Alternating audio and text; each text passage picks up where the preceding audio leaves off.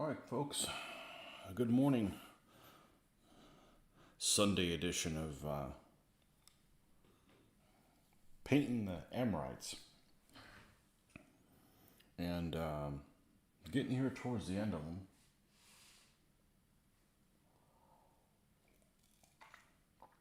Yesterday we finished up all the figures and went ahead and sprayed them off camera, and went ahead and gooped these guys. So we don't have the chariot attached. So what we did was we marked off on the stand here where they go, and make little markers here, and I gooped everything around that. And then I'm checking for fit, and it looks like for some reason the chariot isn't sitting flush, so I need to take a little bit off the front here and a little bit off the back of that wheel. So it's not a perfect thing.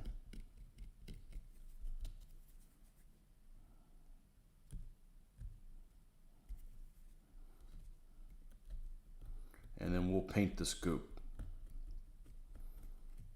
Come back and epoxy the chariot in place, and then goop around the chariot's wheels. Almost said the chariot's legs. It's not that kind of chariot. Okay. We're good there, and we're good there. That's all it took.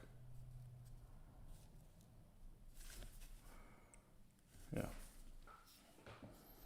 All right. So let's set the chariot off to the side.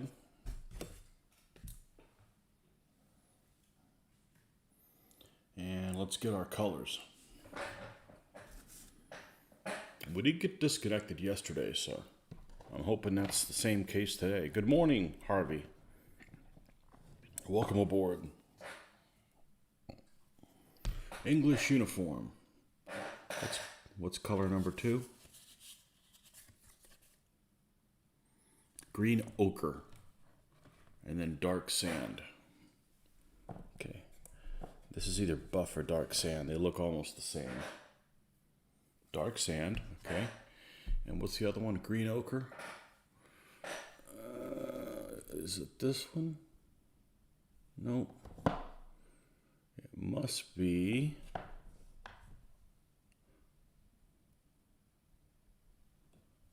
this one. I have a newer bottle of that one I've been trying to use. Oh, there they are, right next to each other. Well, yeah. Dirk, welcome. 2 folks from 2 different islands.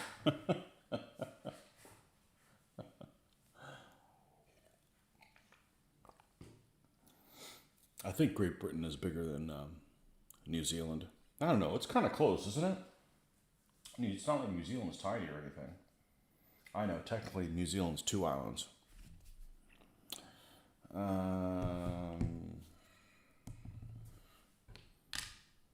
Look that up later.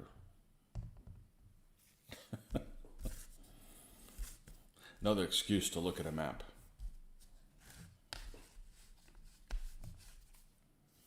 All right, first, we're going to use English uniform.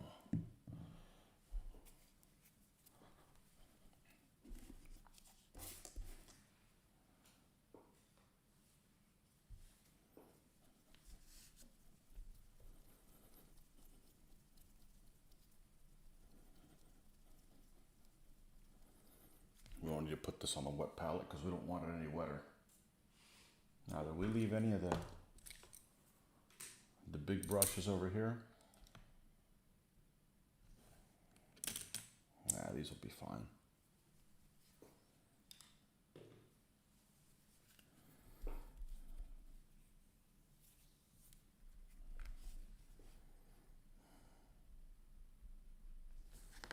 Nope.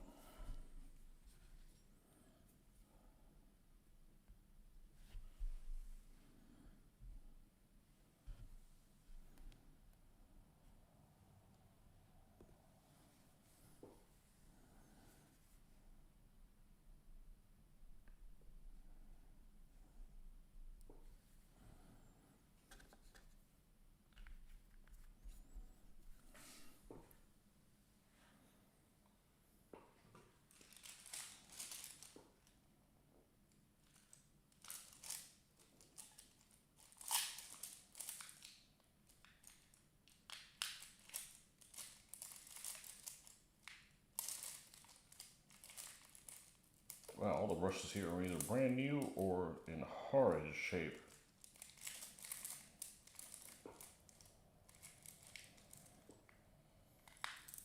This guy's a good candidate. Yeah.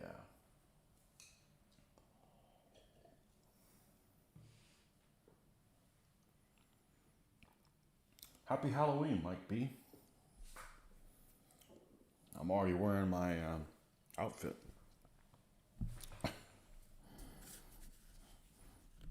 Really kind of a shitty day for Halloween to be. It really should always fall on a Friday or a Saturday. I know, I'm not thinking about people that have schedules like Mitch. Well, tough. Holidays are... Actually, technically, is Halloween kind of the opposite of a holiday? Think about it. Holiday, holy day.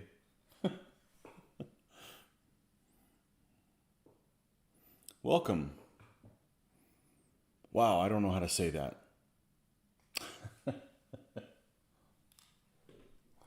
Welcome, comrade. Okay.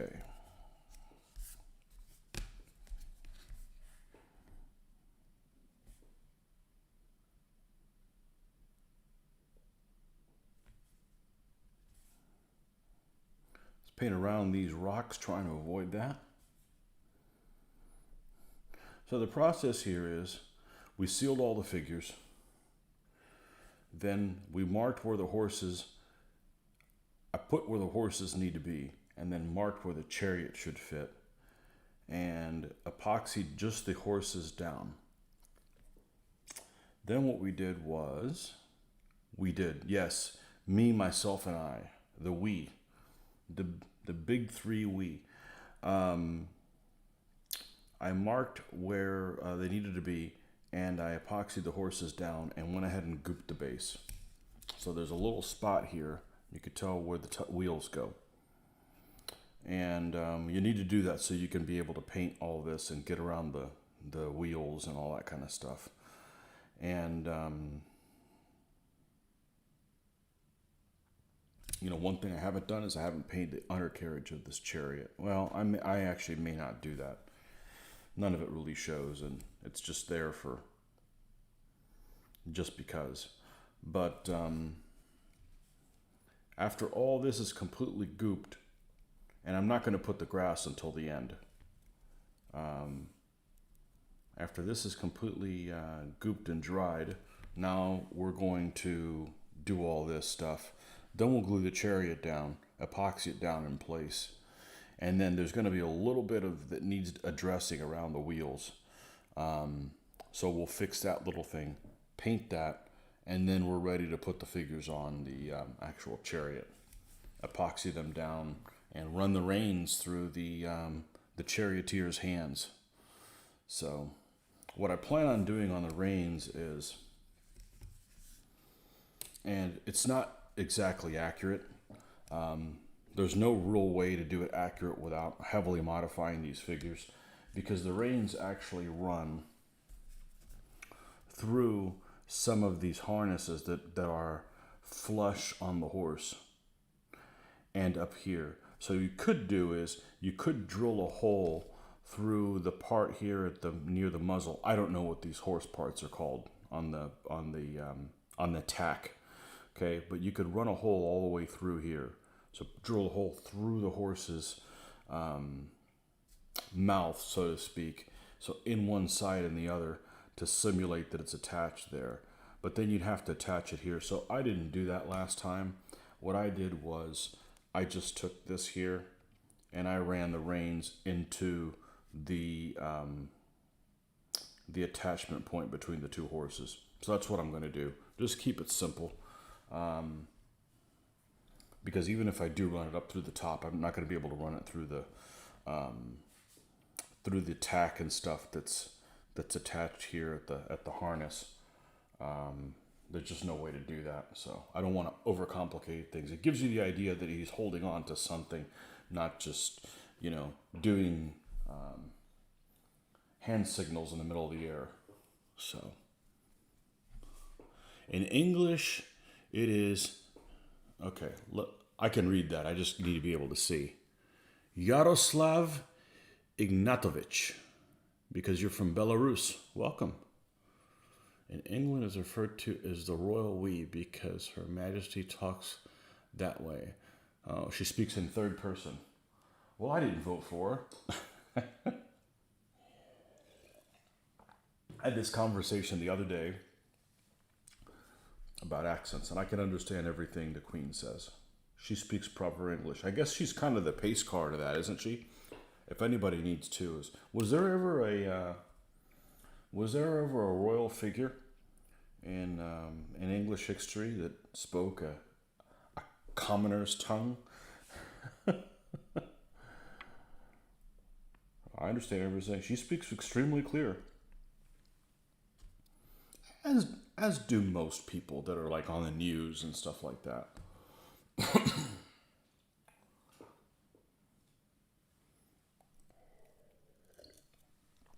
The royal we.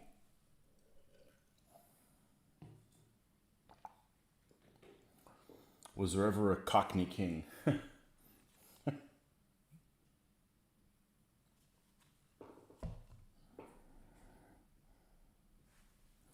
Most of the problem I have with understanding some of the accents in the UK is speed. If you speak too fast, and some of these accents that modify words or just flat out don't pronounce all the letters,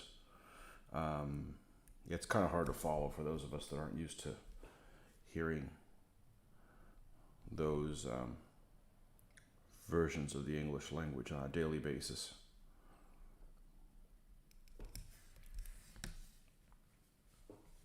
Slang not included,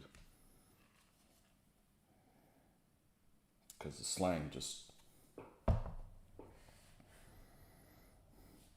that's what makes me realize that I'm the age that I am. When I hear slang nowadays, I'm like, I don't know what the hell you're talking about. And I don't want to learn what the hell you're talking about because I don't speak in those languages. You say it very good, yes. Yaroslav Ignatovich. Yeah. I like those Cyrillic characters, but I can't pronounce them. And speaking of Cyrillic, it's cousin Greek. The Greek pronunciation is just weird. The Russian pronunciation, if you spell things out in a, like you just did, I think they're very easy to pronounce.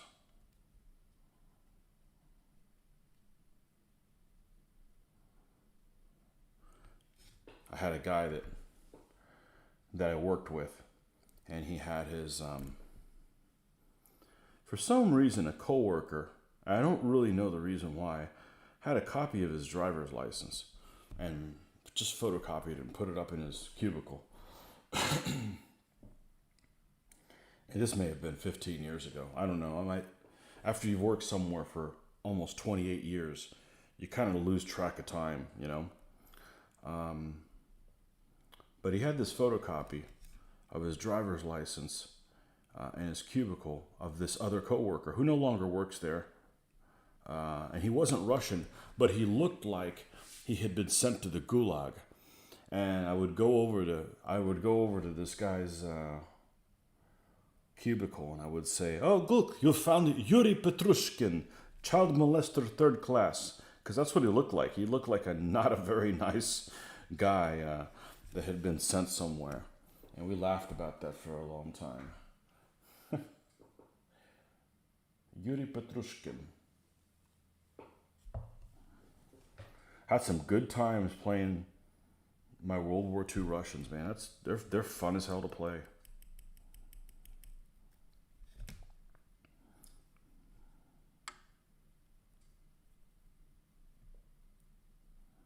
Just can't understand anything that's written down because it's like starting from scratch.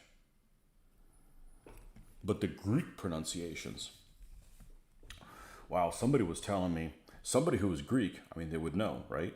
Was telling me the correct way I should say Saloy, which I'm just going to start calling them skirmishers, and the hell with, that. Not that I have anything problem with Greek, but they're easier to understand. I'd never even come across the word Saloy until I started playing DVA.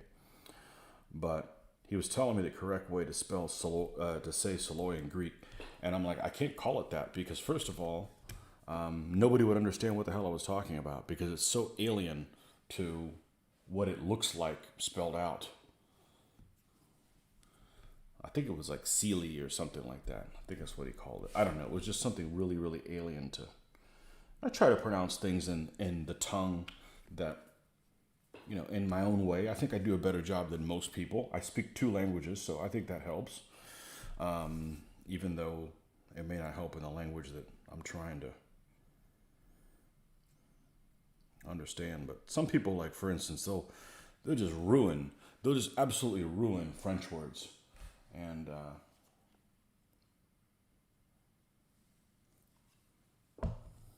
the problem with French is they have those accents that go one way. They have an accent that goes one way and the other one that goes the opposite way. And I honestly don't know the difference. I should just watch a video on it, but I don't come across it. If I was doing like Napoleonic gaming or something like that, yeah, I'd probably do that. But the French aren't the focus point of this stuff. But I don't want to meaningfully mispronounce something.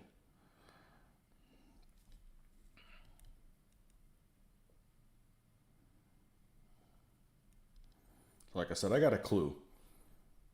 If not, I could learn easy. Which is one of my annoyances with Hollywood. You've got and actors from across the pond do so much better job than people from this country. People in this country that are actors just absolutely suck when it comes to just making accents. It's just like, I was watching a. Let's see what we got here. Try reading Arabic. No. I don't even know what it is. I mean, it's written in the wrong direction to begin with. Good morning from the Lake Rochester, Michigan. Rain and more rain. Wow, that sucks. The English weather up there. Yesterday was the first cool day of the year. Here, it got into the low 50s. Yeah, so we actually sat outside. Wow, we didn't get eaten by flying creatures, by bugs. Yeah, the first good day.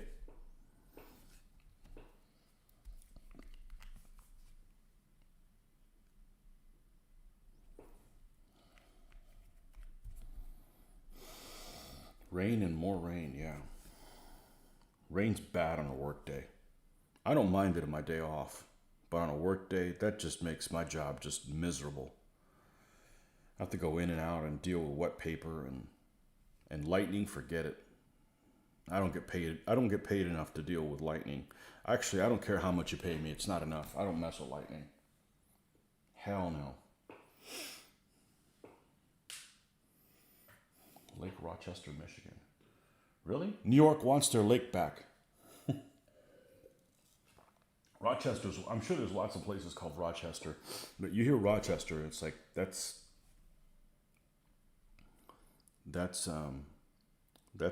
upstate New York.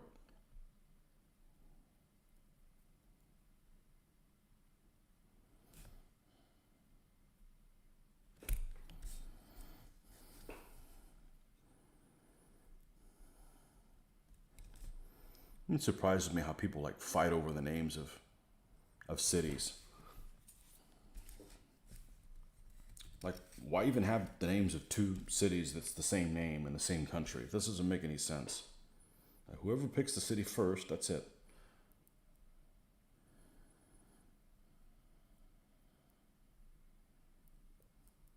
That's who gets it.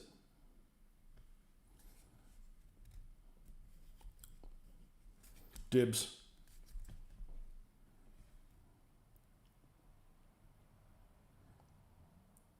Maybe I just don't understand the art of bribes.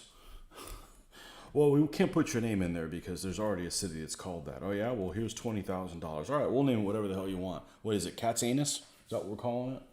Yeah. I don't understand bribes.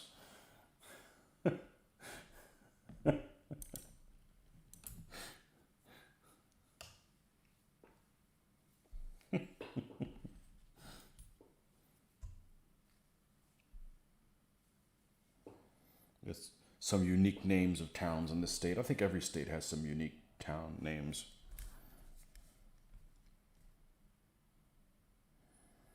We have a town. We have a name of a little town here in Florida. I've never been to it. It's called Two Egg. Two Egg. TWO separate letter EGG. So not only is it a stupid name, but it's pluralized incorrectly. If you put two in front of egg, it should be eggs. It should be two eggs. No, it's two egg. Nice. English, do you speak it?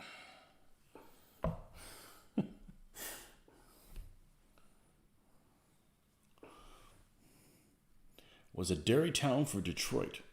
They put milk on rail cars and sent to Detroit. For about 30 minutes by car, the rail line was ripped up and is not a trail. Yeah. Rail. I've only been on a train one time and I liked it. Of course, I don't want to travel by boxcar, but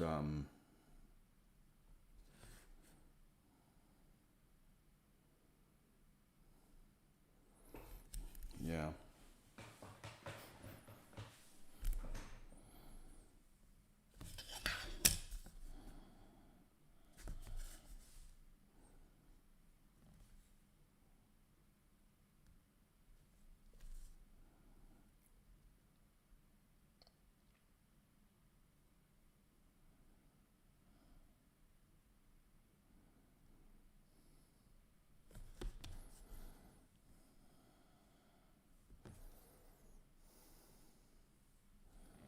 Never been to Michigan.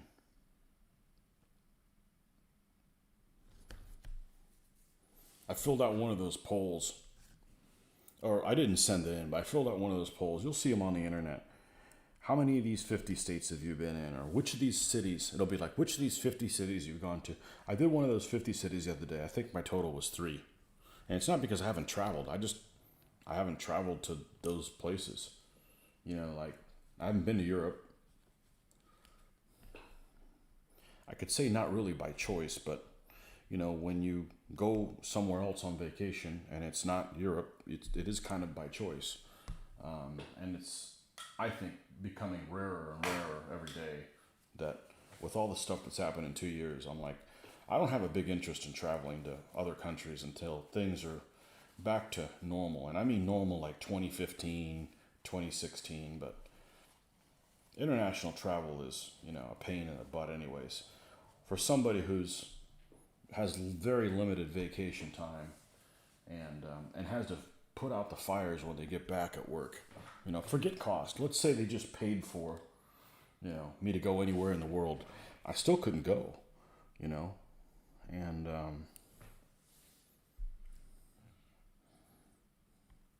it's not cost. I'm not saying that I'm, you know, wealthy or anything. I'm just saying you could plan the cost out, but just too long. So anyways, never been to Europe.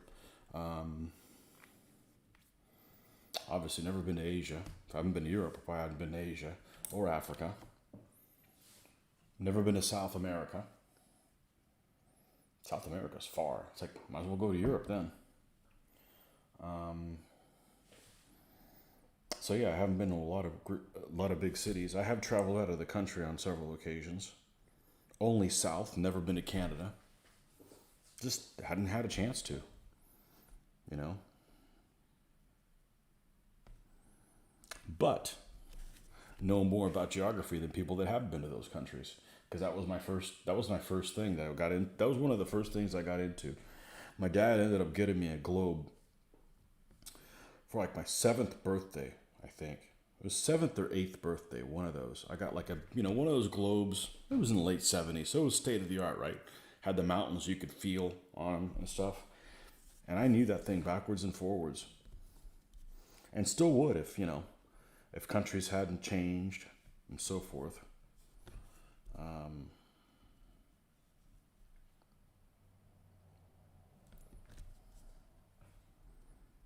It's just difficult. It's difficult to travel.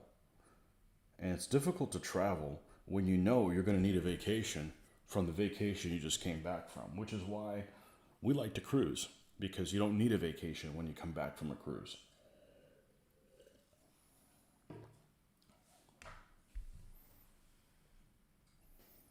And you don't have to do the nonsense of, let me weigh my luggage and see if it's too much weight. And because we live here in Florida, you can literally take anything you want on the cruise ship. Or you used to be able to. Who knows what it's going to be like now? I'm not looking forward to finding out what that's like.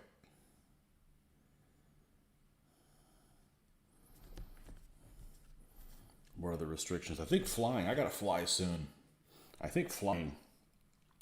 So I'm not a fan of flying. I mean, I think it's cool. It's just stressful as hell, you know, because it's a steel bird. That's the problem I have with it. I don't have a problem with terrorists. Well, I mean, I do have a problem with terrorists, but that's not where any of my fear comes from. It's just a steel bird. And I don't like that, but it's not like I don't look out the window or I get airsick or anything like that. I don't have motion sickness issues. But it used to be I'd take a little, and I don't drink a lot. Matter of fact, I had an adult beverage yesterday, and I hadn't had one in a month. No big deal. But I used to take the little minis, and I would just go buy a Coke or whatever and pour Jack Daniels or two in there and then take it with me. But now I hear you can't even bring alcohol with you. So, yeah, I'm not going to be... that's going to be real stressful, not be able to have a drink before a flight. So we'll have to see how that pans out. Not looking forward to that. I don't need to have just a bunch. I just need to have some to just take the edge off, you know, to unclench a little bit. Not to get loopy or to be an idiot. I'm only an idiot when I'm sober.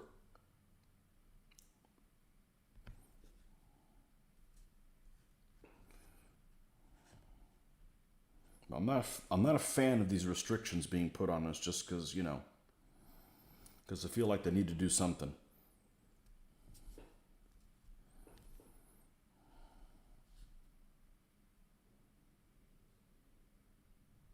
I remember when 9/11 happened, this guy that was working at work, he's from another country. I think he's born in another country. And he pissed me off. Man, this guy pissed me off. I don't care if you're born in another country, but, you know, I'll tell you what he says. You know, he goes, 9/11 had just happened, and he goes and says, well, you know, that happened because there's too much freedom in this country. And he followed it right up with, how much freedom do you need? And I told him, I want all of it. I'm a freedom glutton. What gives you the right to take freedoms away from me? You know? Pissed me off. Taking freedoms from other people. I'll never forget that. I'll never forget that guy and that statement. How much freedom do you need? I want it all.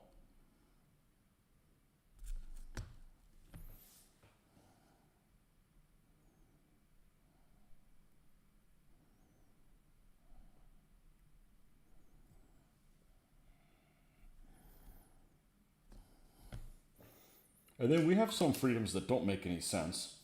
And then some that, you know, like I've mentioned earlier, I said I actually went to the Pentagon a few years ago. Now, given I went with a sponsor, but I walked down a hallway with an open door where the Joint Chief of Staffs were inside there. Like, that's just too much. I mean, it doesn't make any sense that you would just have that much, be able to do that. I mean, what if I was going to walk in there and give them some wargaming advice?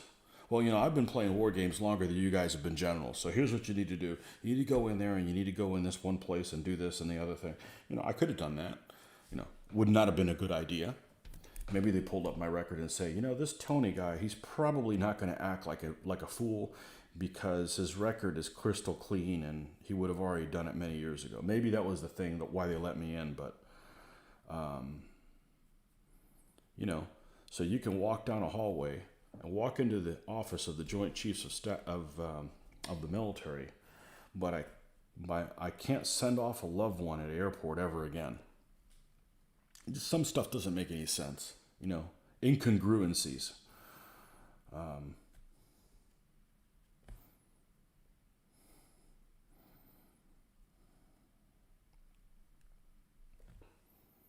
And we're never going to be able to do that again. Send people off at the airport like we used to in the year 2000 and earlier. I'm afraid that, you can't bring liquor on a plane, you'll never be able to do that again.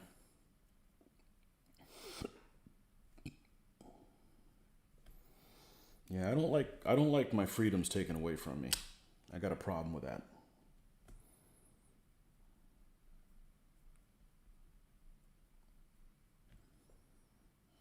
Because once they get taken away, you don't get them back.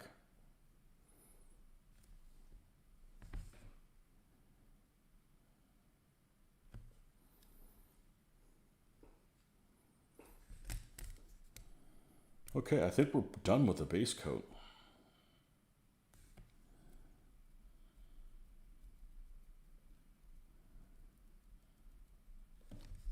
All right, let's get rid of this. Rinse this guy out.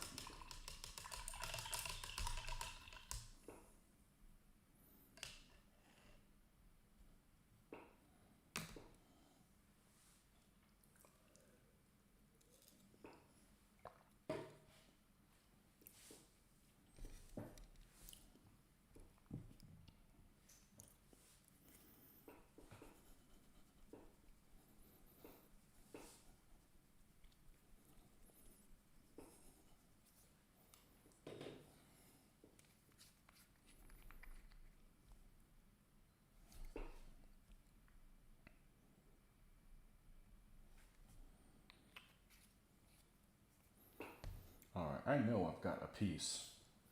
Here it is. I got one of these cardboard things that will rip into pieces. Let's use that one for dry brushing.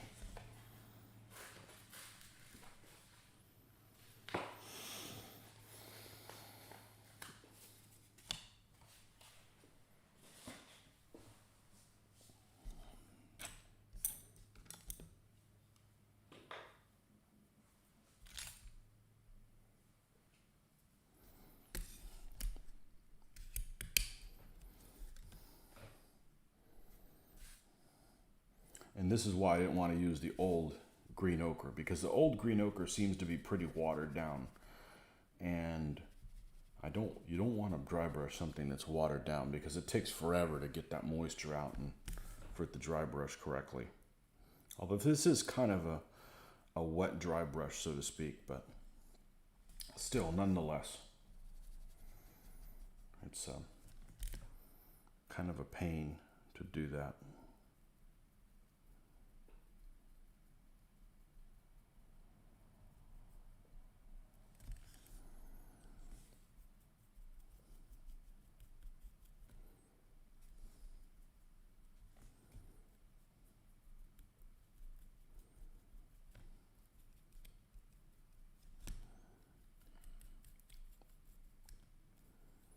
Now at this stage, I don't mind if some of this yellow goes onto the rocks. As a matter of fact, I encourage it.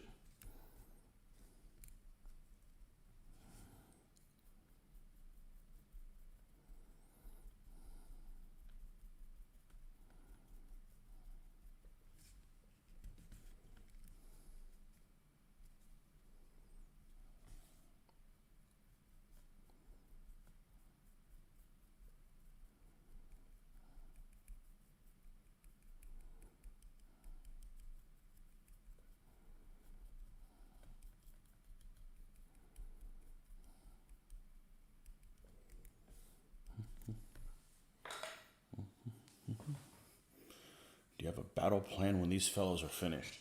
We're going to play through all their enemies, which are, it's kind of disappointing who their enemies are. They're just people. They're not people you've heard of. I mean, you guys may have heard of them if you're DBA players, but they're kind of an odd combination of folks. As a matter of fact, I'll tell you right now who they are. We were talking about that yesterday.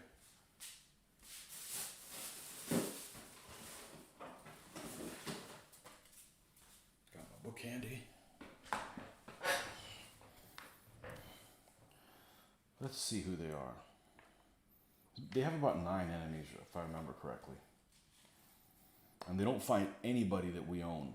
So they were all going to be substituting figures for them. What does it say? 9? 1, 2, 3, 4, 5, 6, 7, 8, 9. Holy shit, it's exactly 9. Wow. It's almost like it's rehearsed. Okay, they fight the Mittani. I'm going to go in reverse order because they're near this page here. So they fight the Mittani. Those guys are somewhat well known. They fight the A-list of the Hyksos. They fight Hittite Old and Middle Kingdom. So these are the guys that were just before the Kadesh Hittites. I guess those guys are pretty well known. But you think Hittites, you think the Kadesh Hittites. They fight themselves, so we'll be skipping that battle. I don't do civil wars if I can avoid it. They're just dumb. 112 is Sumerian successor states. 6A, early Bedouins. Well, that should be a cakewalk. Bunch of fast auxiliaries. Sometimes those are the battles you lose, though.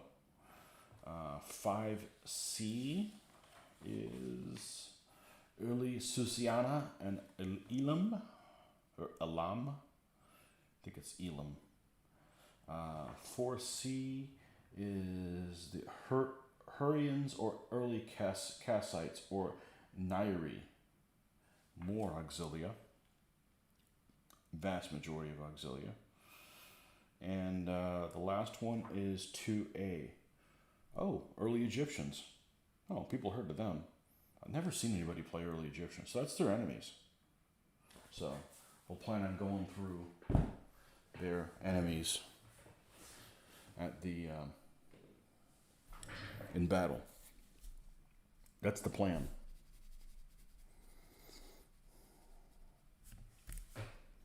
It'll be 8 battles because they have 9 enemies and we're not going to do one of them. So that's 2 sessions right there. 2 sessions of the Battle of the Amorites. We'll see how they do. They have a winning record now. Not by much. I think they're 6-4 or something like that. I forget. 5-4, 6-4, something like that. They're barely positive.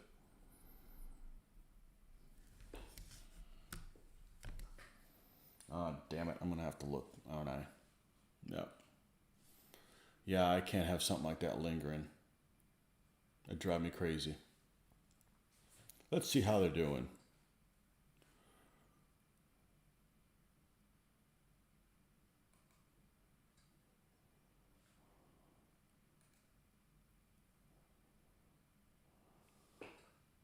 They are 6-4. Yeah, they're 6-4. Yeah, they had a bad run. They should have done better. They lost those 4 games were games they should have won, but sometimes it doesn't work that way. The dice sometimes have other plans.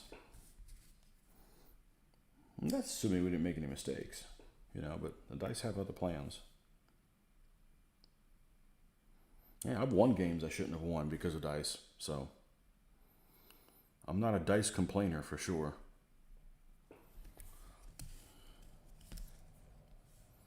I feel like I roll better than my opponents most of the time, so I'm all right with it.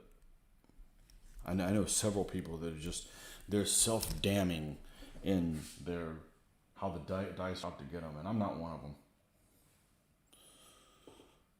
Hope you video those games. I'm planning on it. But we played a game last Monday. I decided not to video. It wasn't DBA. We played Maurice, and it's just too much to video a big battle like that. and we weren't able to finish it anyway. So, and I think Monday, what is that, tomorrow? I think tomorrow we're going to play, but I think there's going to be no video because of a couple of situations. But we'll see. Maybe we can get a video in.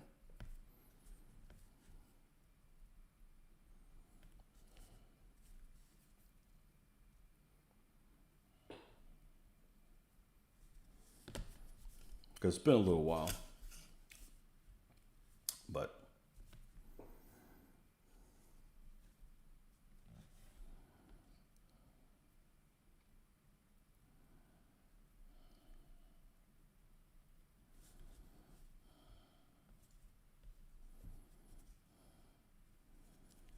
we'll have some pictures up if there's no videoing.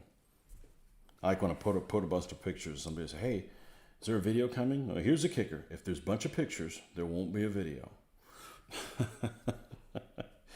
Can't take pictures while I'm videoing.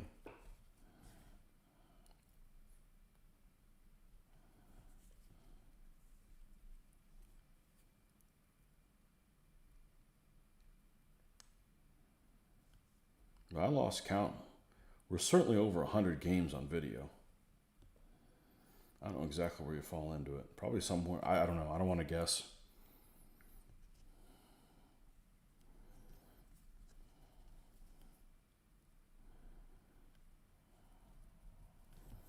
Okay, I think we're just about done with that color. Let's rinse this out. Let's pull out the dark sand, which is the final color on that. Da-da-da-da. Diomede, welcome back. Good to see you there. Some interesting enemies to battle against all around the area of what would become Palestine, Israel. Yeah. Babylon. Yeah, the guy that would become Hammurabi was actually one of these list guys before he became before one of the Amorite city-states became Babylon. Finishing up some plastic 28mm Caesarian Romans. Warlord, very nice models. So I guess there's a fair number of people that do 28s that like plastic. Isn't there? I don't do 28s. I've mentioned before, they would just take me too long to do. But if I did, I wouldn't want to do the plastic ones. I have a problem with, I don't like, maybe it's just a perception, but I don't like the perception of paint sticking to plastic. And I like the heft.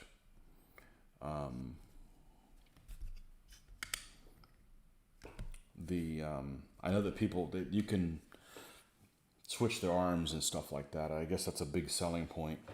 Kind of like how those 1/35th scale figures that we used to do way back in the day. This is the wrong sand. Oh, that's because this is the leftover from the other day. Let's make sure we get the right one. Dark sand. There we go.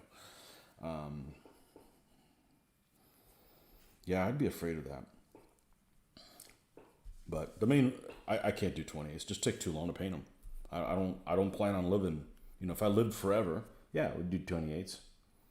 But that's just less armies I'm going to get done. Less armies we can play with. I don't think I'd play DBA in 28mm. I think it's just, I don't like games where you spend a lot of time on figures and then here they are on the battlefield, and then you roll a couple of dice and then they're gone. Like, wait a second, I spent like 12 hours a figure on them. I need to, they need to be on the battlefield a little longer than that. Maybe that's geared towards a lot of people that come from Warhammer or whatever. But since I don't have that background, I used to build plastic models way back in the day. So I've done plastic figures then, but I always did white metal miniatures at the same time or not. Yeah, I'm a fan of white metal for sure. But it's good to have options for the consumer. The consumer wins when there's more options. I'm not saying everybody's got to convert to my way of thinking. I think that, provide products so people have choices, you know.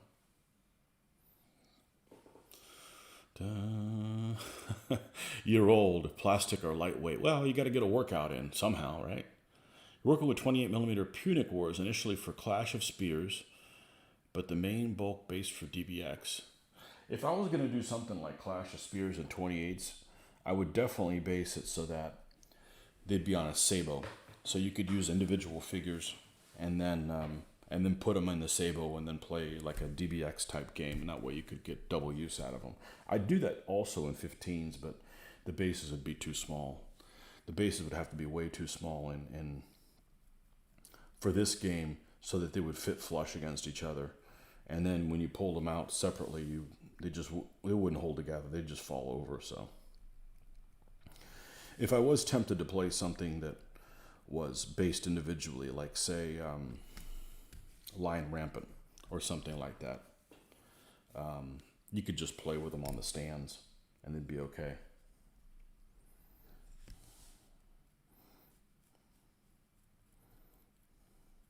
You said, I am old. So the only time I get the feeling that I am old or that I've gotten older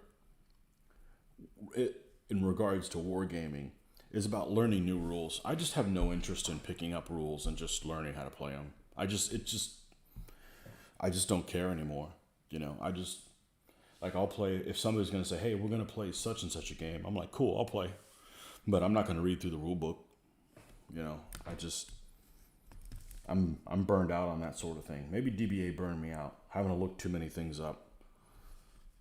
I just don't want to do it anymore for another set of rules. But that's the part where I feel like, I'm too old for this. Not worth it. Maybe I didn't have a big interest in it all along. But I used to be the guy that in our gaming group would put on the games and run stuff. And in my 20s, and certainly in my 20s. In my 30s, yeah, maybe even in my 30s. But now it's like, I just want to paint. I mean, I want people to play the rules correctly, but like, for instance, I've got a set of rules that I even painted miniatures for this rule set, and I've never played it. And it's that modern set of rules called Shipwreck. And I've got some Japanese, I've got some Chinese, and I've got some Taiwanese ships. The Taiwanese ships I hadn't started on yet. But I watched a couple videos on it. Opened the rules like once. Just don't care to learn how to play. I just don't want to bad enough, I've heard rumors. There's other people that buy rules just to read them. And I just don't even want to read the first one. I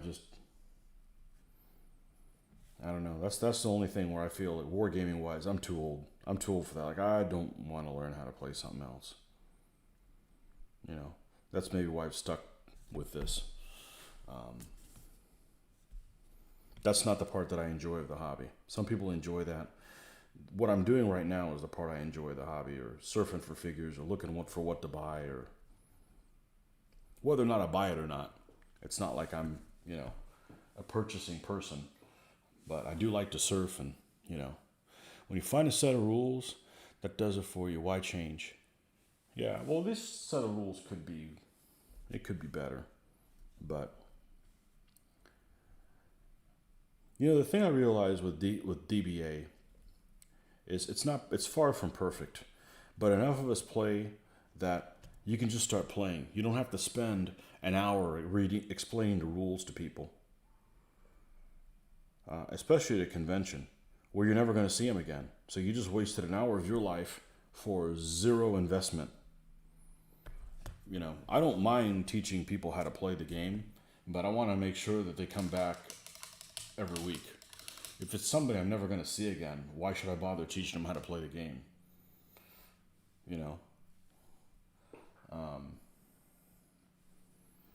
So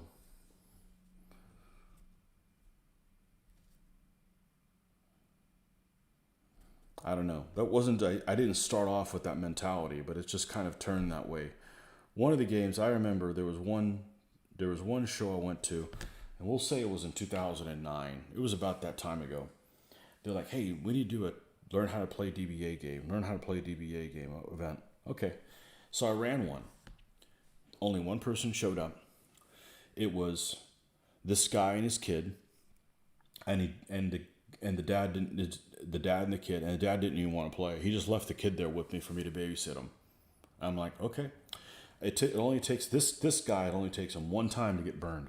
I never did another one, you know. So now you don't want to learn how to play DBA. Watch our videos, or we'll let Mitch run those. I've had a bad experience with it, and I'm like, especially at a show where we don't get a discount or anything to run a game. You're giving up 4 hours of your day, that you're already paying to travel down there. I don't need to babysit somebody else's kid. And the kid didn't even want to play, so.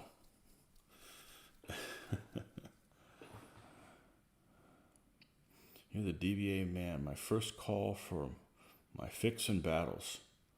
Yeah, it just kind of happened. It's also the most complicated rule set I've ever played. I don't know. Maybe it's because everything before that, you never played as a community. So if you did make a mistake, you didn't know you made it. But I think it's more complicated than Advanced Squad Leader. And I played ASL for many years. Now, ASL may be a lot more complicated now than it used to be. But I'm just talking about, like in the early 90s. I didn't think it was that complicated. You mount your miniatures on DBX size bases, gives me flexibility in whatever game I want to play. So, I'm going to skip ahead a little bit. Since we're talking about DBX bases. So, one of the most difficult units, probably the most difficult unit to get on a DBX size base is a chariot, right? Because they have overhang. Check this out. No overhang. No overhang with the chariot. Well, you know what I did? It's not my first rodeo, but this is my third chariot ever. What I did is this post, I bent it. I bent it so it's more vertical, because originally it would have sat probably like this, sticking out, and that's just unacceptable. But if it is going to stick out, you want to make sure it doesn't stick out the front, because all the time you're going to be encountering other troops. And where'd all my other troops go? Here they go. And you want to make sure that they fit flush front to front when they do combat. If they overhang off back, not a huge problem, because it's only an issue if somebody's behind you, and then you just have to remember that. But it's annoying to have to redress the front lines. But bam, look at that. Fits on the stand perfectly front to back. So just take that and bend it. You got to be careful, because if you break it, then you got a different problem. I don't know how it would mend that. That'd be a pain in the ass. To be honest with you, it's like, order another chariot. All right, so we got this already glued where it needs, already painted where it needs to go. Let's paint the edge, and then we'll glue this chariot in. Evening from Sydney. Right. How's it going? Welcome, James. Good to see you here. Just came back. Are you stuck on DBA base size with the chariot? No, it fits perfectly. Where'd you go, man? I was just commenting how it fits perfectly on the 40 by 40 stand, but I had to bend the pole so that it compressed the distance a little bit, because I don't want to base things on sizes that aren't the standard. Then you have to explain things to people.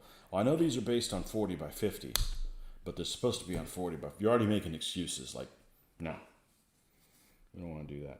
Well, people complain about cataphracts too, that they don't fit four horses on a stand. Cataphracts aren't a problem, but the chariots are. But now some things don't really have a solution. Like, for instance, the camels that museum miniatures make, they're beautiful camels. and they don't fit. Now I know they got some camels they've came out with recently that do. I didn't heed my own advice and didn't store this upside down. Oh, I know what we're gonna do. What we did last time. Let's just unscrew this. There's a big old turd that's lodged in the system here.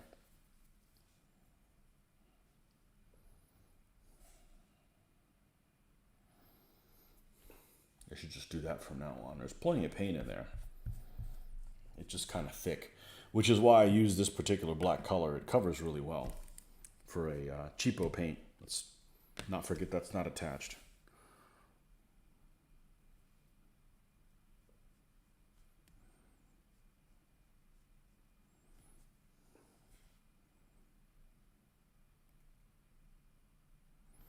Another thing that doesn't make any sense is you'd think that those brushes that were flat would be better at painting these edges, but they don't. You know, the ones that come in the set that I don't have much of a use for. Is there one of them here? Yeah, here we go.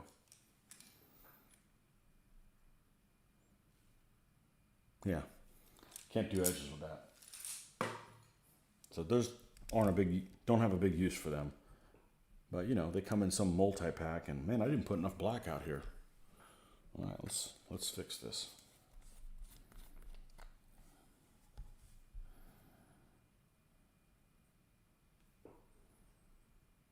Here we go.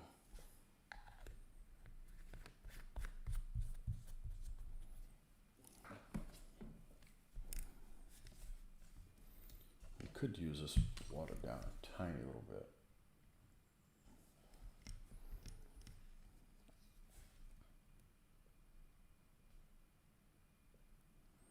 Here we go. And I always start using this cheap black paint for paint the edges because, well, I used to use dark brown, but I think I used to leave it like this color.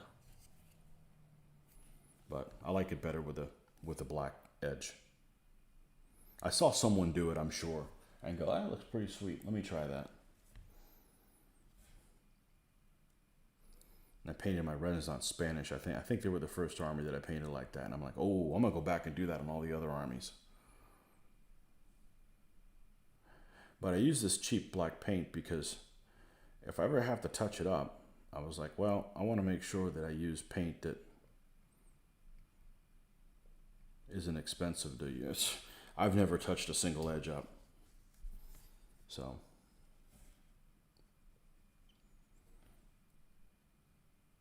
But the other added benefit is these cheap paints have more filler in them, which dulls them out.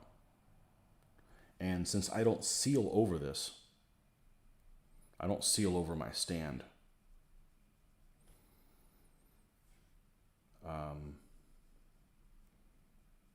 I don't want shiny edges. So, two advantages. And I've gotten used to using this for this.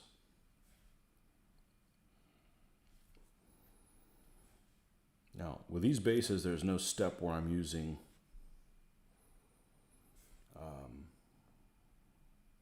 static grass.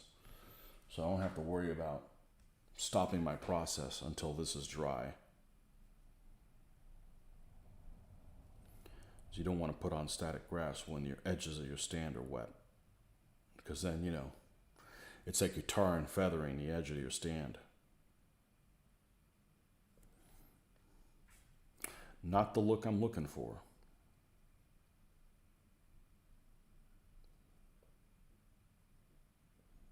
Not going with that. All right, that should suffice.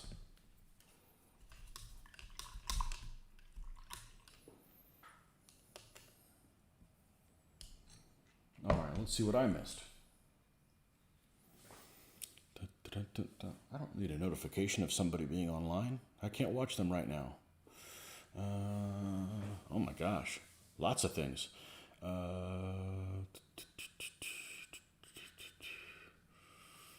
I caved in about 1/72 scale figures, but they're cheaper than 15 millimeter metal, right? Yeah, I just don't like that they're bendy. But they're 15 mil. The plastics are more realistic looking, for sure. Bases become a big problem with 20 millimeter figures of scale creep. Many of us are now using deeper bases. Use 3 heavy foot on a base due to scale creep. You're mounting most things for impetus / oath mark nowadays because I just love big bases. Rest usually mounted for skirmish. You ordered some 1/72nd scale Moors in medieval Spanish. I think you use those cheaper guys to practice paint and try different games. Oh, there you go. You have several boxes of El Cid Hot Moor. Morgavet in Spanish. Okay. Yeah, I'm sure those look a lot more realistically shaped. There's several, there's lots of stuff in the 1/72nd that looks really, really good. Clash of Spears is the bomb.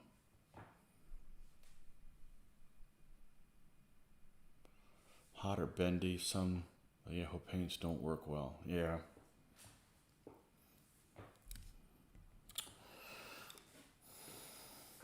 Clash of Spears.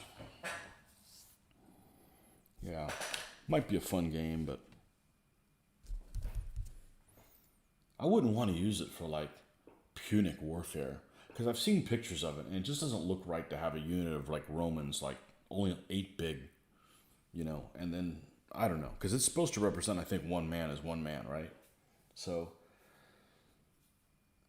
if you did something like medieval or feudal or, warband type stuff, like a replacement for, what's that game I've never played? Saga.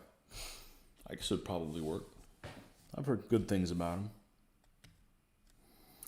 Okay, so now we got that in place. So now we're going to epoxy this down and use very little epoxy.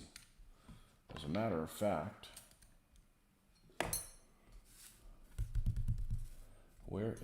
I had 2 of them here, and now there's only 1. I had a second needle. Ah, yes.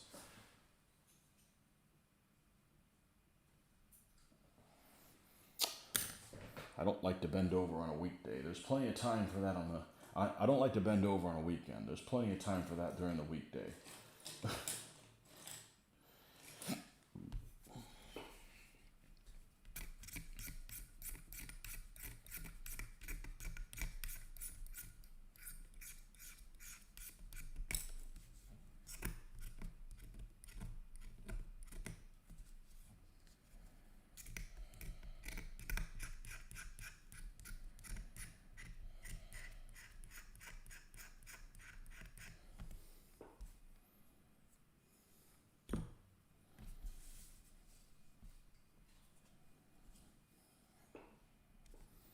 All right, this is going to be my epoxy mixer. We don't need to mix let's get rid of these little strands. Plan is to spray color primer, then matte varnish, and dip at the end. I don't know, I thought spray paint and bendy plastic wouldn't work together. I remember as a kid, back when I had Airfix stuff, or as they used to be called here in the States, MPC, those MPC 1/72nd scale stuff, which I had a whole slew of them, and still have some of them. I don't know where they're at, but I still have them here.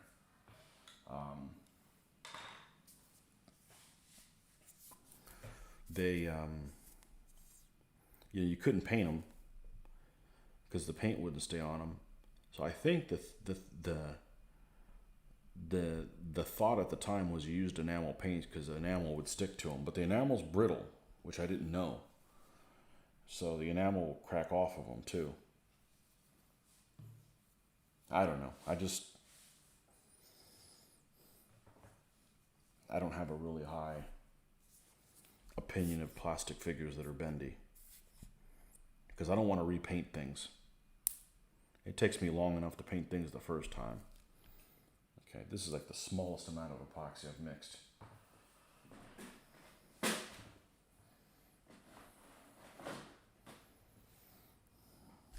And epoxy leaves things shiny.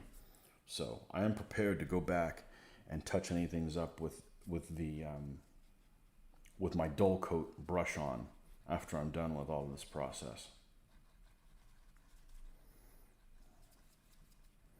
And we'll want to let this set a little bit.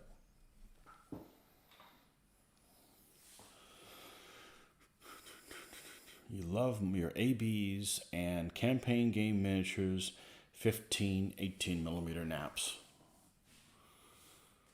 Yeah.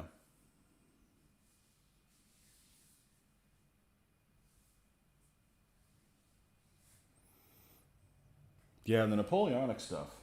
Maybe we'll get a refill. I'll be right back. I'll give you my thought on Napoleonic stuff.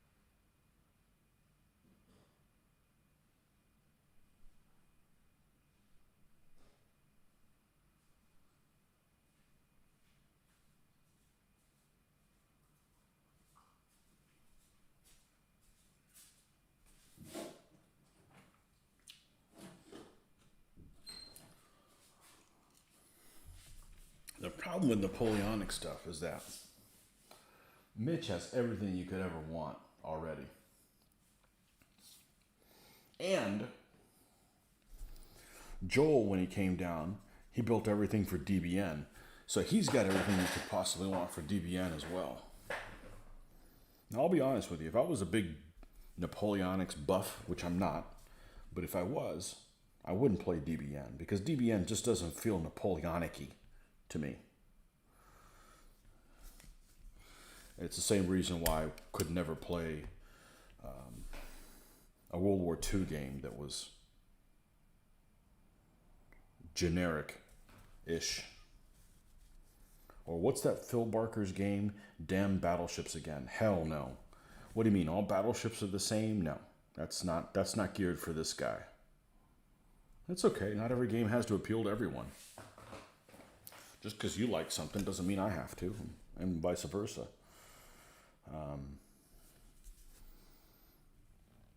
I would want something that feels more Napoleonic period specific if I played a Napoleonic game, if I was a Napoleonic fan.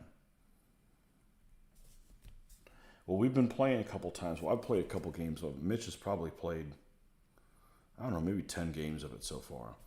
Is that rule set called Maurice. And that's a cool game. Even though I'm not really a fan of the period. But that doesn't matter because I'm willing to learn new history about stuff I don't know about.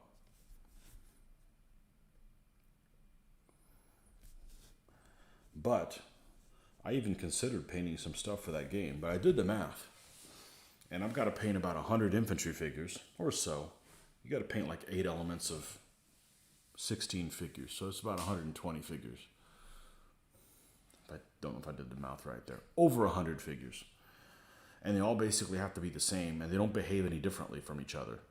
Yeah, you could have one unit of grenadiers or something like that, but it just seems kind of boring for me to paint a lot of the same thing over and over again. And the uniforms are pretty much the same.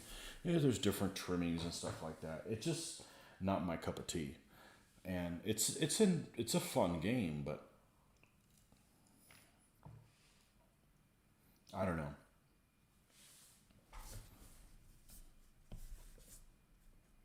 After I got to about 50 figures, I'd be like, can I paint something different? You know. Let's see what we got. Oh my gosh, I missed on a lot of stuff. Oh.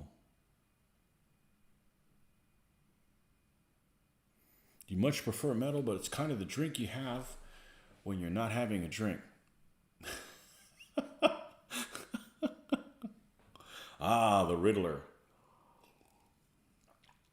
usually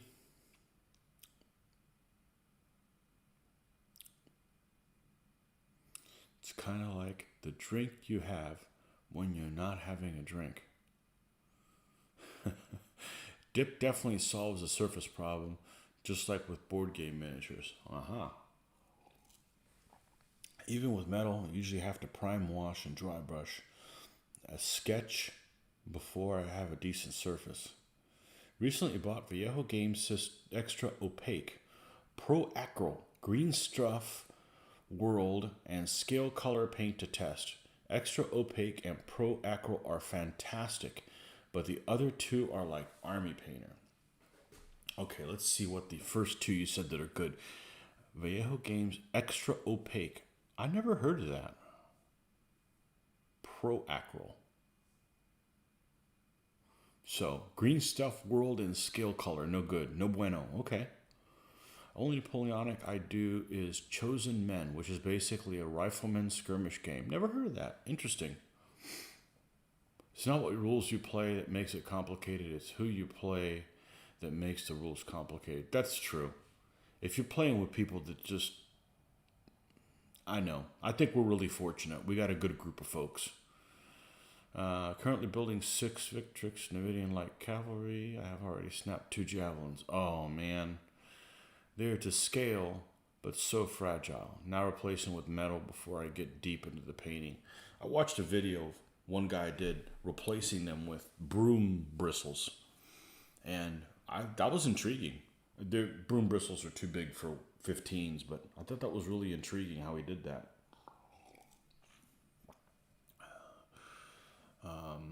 My focus is Ancients, Dark Ages, and Renaissance and Fantasy.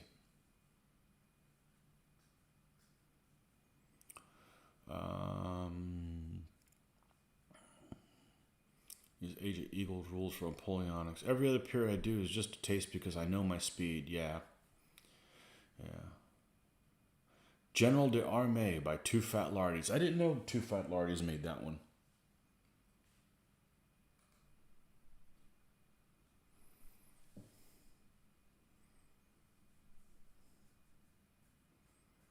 I didn't know that. I've watched a fair amount of, what's their World War II game? Chain of Command. It has some interesting mechanisms, but it's way too generic for a World War II nut like me.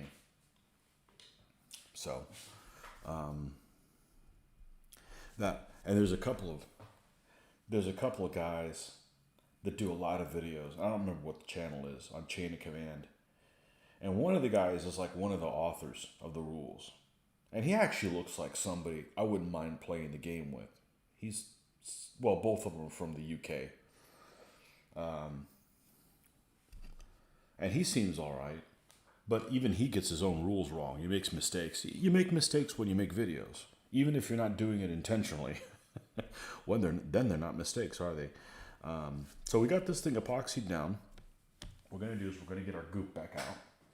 And we're going to use really small to get in between. Shit, I may not even need to use goop. I'm not going to. I'm just going to paint it. If I did it, it wouldn't really do any good. We're just going to paint that. That'll save us a step. And then we can go start decorating this thing soon. Okay. Always look forward to skipping a step. As long as the quality doesn't, suffer. We don't want to suffer quality control issues. All right.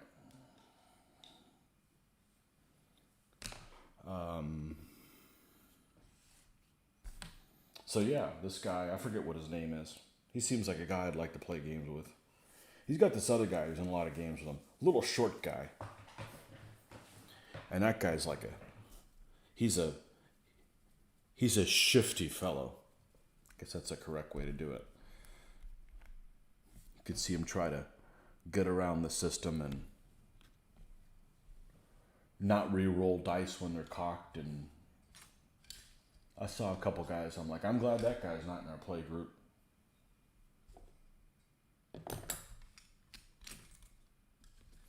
I don't like shifty fellows. Sorry. It's just a game, folks. You know, win or lose, it's just a game. But if you're being dishonorable, that shit doesn't fly with me. That's like pistols at 30 paces crap. Go ahead and take this epoxy off and use this as the whole poker. I had another needle around here. I mean, I've got tons of them. I just don't want to go out there and grab another one, hunt one down, and then file it down, you know. So, Dave Brown. That may have been who it was, Dave Brown. He seems like a nice fellow. And I can understand him pretty well. The other guy is just like, I don't know. Use steel rod for flagpoles. Those Italieri diorama boxes will do me nicely exploring other periods. Great value, but my love will always be 15 millimeter metal. TF1 Games. TFI Games are cool dudes. Very crunchy. Osprey, usually more my speed, but they have great detail. Mini Maxine trying to break the mechanics is highly fruity. I don't have a problem with people breaking the mechanics. If I was ever going to work on a set of rules, other than they'd be free, I mentioned that before. When you don't charge for something, it says a lot about, I think, it says a lot about what your purpose in it is. So, anyways, other than being free, I wouldn't want them published because as much as I would play test them, and I mean, if I had somebody like Mitch to play test rules with me and play every week, there's a lot of issues we could overcome that other rules don't have. But you're always going to miss stuff. You're always going to miss things. And if they're published, you have to put errata down. But if they're just somewhere on the web, you know, here's the latest version, 3.1. And as soon as you find something wrong with them, you take the 3.1 down and you put the 3.2. Problem solved, right? Plus, nobody's going to get rich making rules. So why even charge for them? You know, but that's just my philosophy, you know. It doesn't appeal to others. I wouldn't want it. I wouldn't want my rules published for that reason. Because I've looked at other rules before, and that's the first thing you have to overcome. Okay, which is the current version? All right. Is there any errata? Okay, and is there errata on top of that errata? You know, things change because, you know, when you're trying to make a buck, you rush to put things out there. Or better yet, when you're trying to make a buck and you're selling your own figures to go with those rule sets, you want to get the rule set out there quick so people can start buying your figures, right? And yeah, I don't have a problem with breaking the rules. I don't have a problem with doing fruity things. We certainly do lots of them in our DBA game. But you have to admit, when you're doing them, that it's fruity. But I've played against people that when you do it, it's fruity. When they do it, no, it's not. And they come up with reasons. So you just got to be honest. There's just too. I don't like people that aren't honest. You know.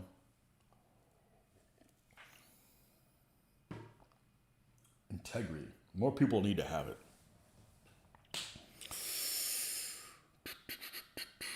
Okay. And I'm Australian. We are a naturally mango-like people. Are you? I don't know. Everybody I've met with Australian is awesome. I'm sure you got your set of arseholes there. I like Australians. I like most people are all right. Most war gamers that I come in contact with are freaking all right. You know?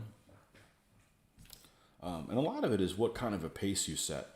You know, if people know, okay, this guy doesn't play any games, well, you know, we play games. What I'm saying is, you know, we run a tight ship. You know, the problem is you'll have people that'll be like, you need to follow this rule, this rule, this rule, this rule. But when it's my turn, I can do whatever the hell I want. That's not cool, man. You know, you need to hold yourself to the same standard. You know, this isn't politicians and the plebs, okay? This is we're all held to the same We're all held at the same level. No, I got no problem with Australians. You guys are all right.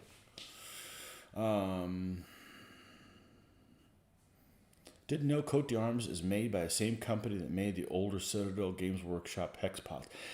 Yeah, that's what I heard too. The current Citadel paints are made by a different company. They behave really similarly though.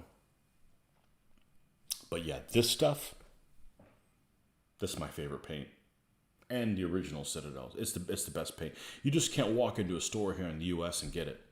Otherwise I'd have more. I still like the eyedropper thing. But this is, in my opinion, the best paint out there for me. So, be curious just to try your rules for fun. Well, it may be a little ways out. It may be, I'm pretty sure at some point I will have a set of rules out. It may just maybe 10 years, 20 years away. Hopefully you're still around. And they'll be good. So, maybe you should make a one-page rule set for a matchup of just two armies and work your way around there like a scenario with built-in rules. It's almost kind of like that's exactly what I would do. Yeah. So if I was going to make, say, an ancient set of rules, you just do it around one scenario. So if you're going to redo ancient set of rules, you do like one matchup, like a historical matchup, like maybe in a certain battle, and you don't have to put knights elements in it if there aren't any knights in that. Yeah, that's exactly how I'd go about it. But I don't think that I would release that until it was complete. But that's definitely a way to go around it. So, paint is hard to find the perfect brand in it. I like Vallejo predictability, but I do like getting weird with colors. It's about the research time, art, and binding. Too fat doesn't make figures. Yeah, I like I'm old school like that. You either make figures or you make rules, not both. I'm new to the making both. That's strange. Look forward to Gasland just because there's no constraints. Yeah, we'll get there. Did you show you my ambulance that came in the mail? Ordered this the other day. This is the ambulance I wanted. There's no die-cast cars worth a damn in stores anymore. Thanks to the nonsense of the last 2 years. So, it's going to be the Wambulance. So we're going to have a ram on it. I'm not sure how I'm going to go about that. I don't think I'm going to buy commercially available ones. They're just too expensive. By the time you buy them and you buy the shipping, it's like $20. And here's the lance part. So I'm going to have a harpoon on it. I'm going to armor it up and stuff like that, but this is the basic body style. It's like I think it's a 77. This is what ambulances look like when I was a kid. Not the new looking ones, which aren't ambulance-y enough.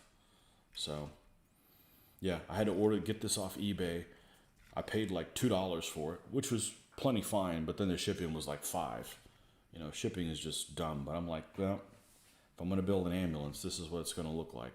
So, a Wambulance. Call the Wambulance.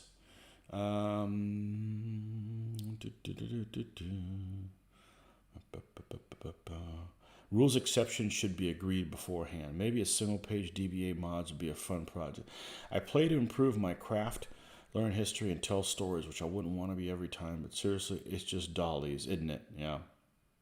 I'll tell you what I'm not going to do, and I've touched this on it before. I'm not going to play another set of rules that requires perfect conforming. That's why I don't want to do DBA mods. I'm not going to learn how to play another set of rules where you can't fight like this. Where you either fight like this or you can't go in that artificial constraint. That's a deal breaker territory. I've dealt with it with this game because it is what it is and it has a lot of good points. That's not one of them. In my opinion, it becomes look, I've played over 2,000 games of DBA. It doesn't feel like I'm playing an ancient battle. It feels like I'm playing a game. And that's fine, but the reason for me to play war games is so I can participate in history. Think of it as like reenactment.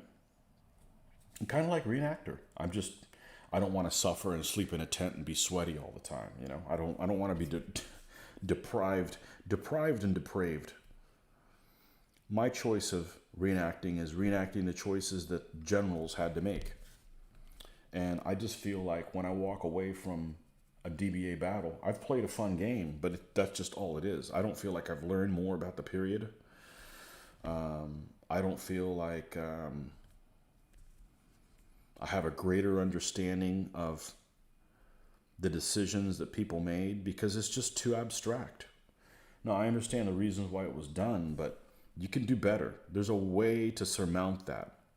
I'm not buying, I think one guy one time said, well, if you'd played other WRG systems before that didn't have it, you would understand why it was done. I said, well, that's right. I haven't played other WRG systems and never will because there's just too many troops. It's not geared for me like that. But if you have a game where you got to have a game where your units are here and you come in and you hit like that and there can be conflict. Not, well, you either got to do it like this or like that and you can't do this. You got to do this.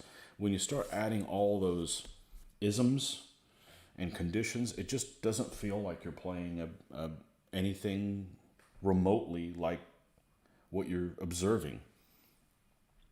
Doesn't mean I'm going to stop playing DBA. I'm just saying that, I'm not going to learn to play another game like that. It just doesn't feel right.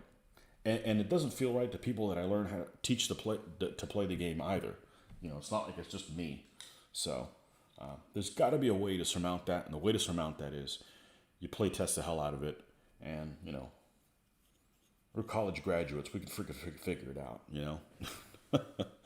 So you can play to improve my own craft, learn history, and tell stories wouldn't want to lose every time. But seriously, it's just dull. Oh, yeah, I already read that. Sorry about that. Very hard to make a game that encompasses ancient, medieval, dark ages, and biblical, and early Ren combat. Yeah. So,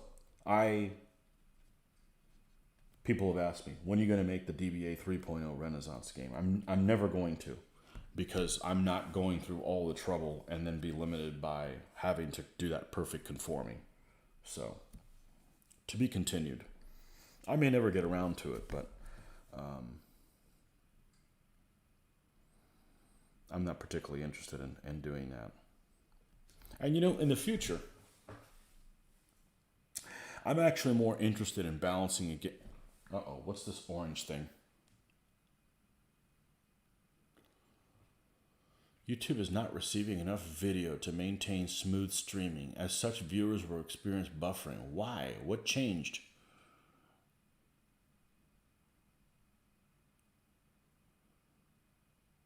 Okay, well that went away. Hopefully you guys don't have a lot of buffering. After playing so many games of matchups that are not historical, I'm more focused, I think, in the future on playing historical matchups, historical battles, even within the framework of something like DBA, not, tons of figures. I'm more interested in playing matchups that aren't necessarily fair. And then just have both people play both sides. I think that's a lot more interesting to me now. I've played lots of, samurai versus the Romans kind of stuff. That stuff is just a reason so you can play with your own miniatures and bring them to the field and be able to use them. At least for me. All right, that's done. Well, that saved us 6 hours of this stuff drying. All right, where do we go from here? Well, let's put this here so we can manipulate it easier. Let's not do the grass yet. Let's look at these figures.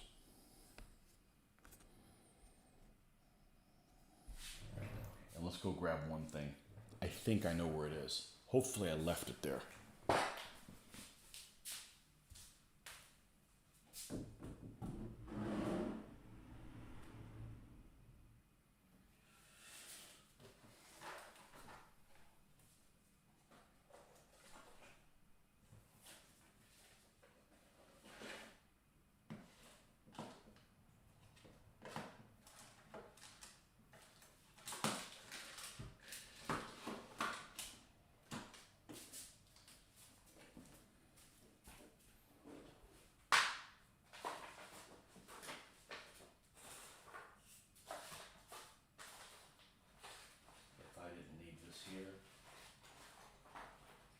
fixing to have a problem.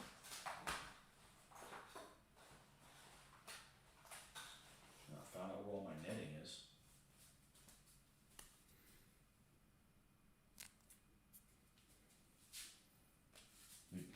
Now, I'll put that away. Now I remember where it is.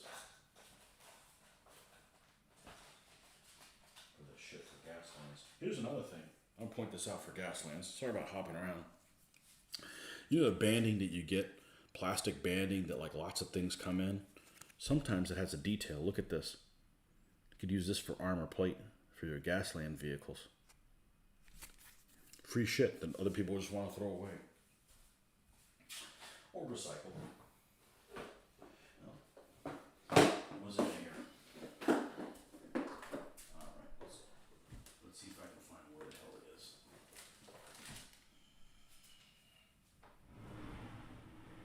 Go to the other place it might be. I hope I don't have to go to the store to get this today.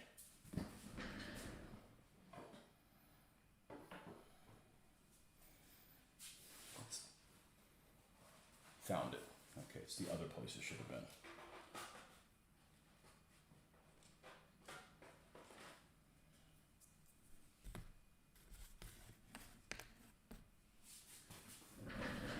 Thread. Okay, and I believe I've got two of these. I got a darker one and I got a lighter one. I think I used the lighter one.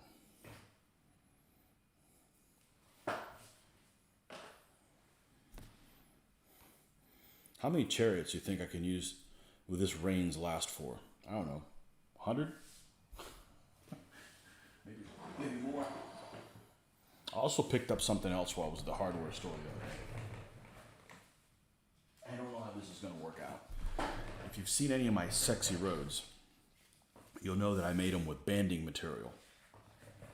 So I picked up some banding material. Now, there's a caveat to this. The first one that I did, I used a banding piece that was probably like 6 inches wide, and I cut the entire thing through its length. That gauge of that one, or the thickness of the material, was a lot thicker, so it lays pretty flat. This one already came this width, which is a decent width because it still allows some overlap on both sides. It's probably, I don't know, an inch. So 25 millimeters wide, 25.4 millimeters wide. So the unit fills nicely astride on it. So I don't have to cut that thing, and that took for freaking ever to do. But it's thin. I don't know how it's laying. It's not laying as flat as the other one. So this may end up being a bust.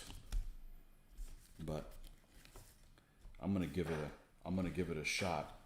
And we're going to make another road. Now this one is actually 30 inches long. It was actually 30, but it was attached, the banding was attached like this. So I just cut right there. See, that's the attachment point on it. And unfortunately, both sides they're not flush. They're like this. So, but we're going to test this and see if this one works for a 30-inch board, because I don't have my sexy road doesn't go 30-inch board-ish. But we'll try this out. Yeah, you see it came in red. I don't know if you could make up any of the... I just spray painted it black. But we're going to dry brush this and do this. I don't know if we'll do this on camera. It's not very exciting. But yeah, got another road coming. Don't know how it's going to work out. The material's a little thin for that. All right. Threading. All right. Threading to be continued. Right. That's what we're going to use for that. And so what we want to do is we want to figure out where on this stand this figure is going to be on here. I think I can place the general in other places around. So we're not going to focus on him. I want to put this figure in a central location that's going to work with the reins. And unfortunately, by tilting this, I tilted the chariot just a little bit. You can see it's kind of front heavy. It's not straight across. So this guy's going to want to, you know what? Let's just shim this up while we talk about it.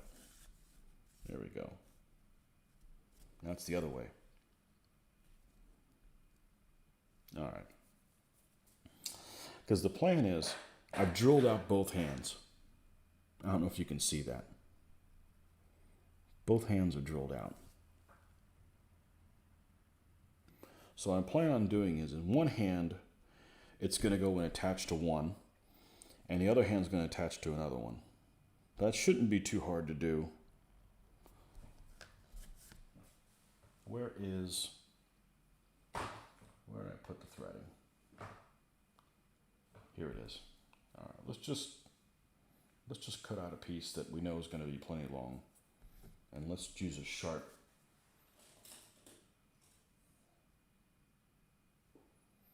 Is the sharp one or is the other one the sharp one? How about none of them are the sharp one?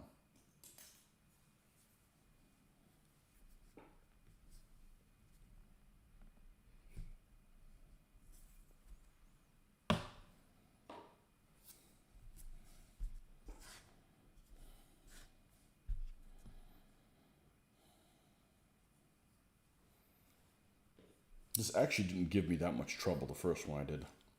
So it's not something I'm really not looking forward to. So if it's from one hand to the other,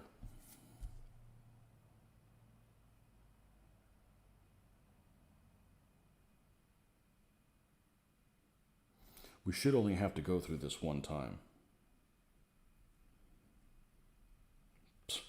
That was easy.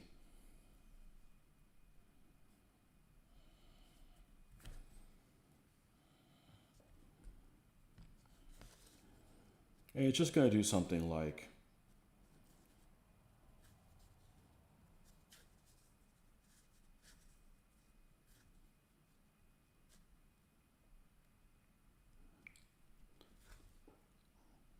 see if we can get a above head view. This is to give you guys some ideas. This isn't that difficult to do that. Just something like that. And the same thing with the other hand going to this other one. So if I have him in a central position, like say this, where can the general be?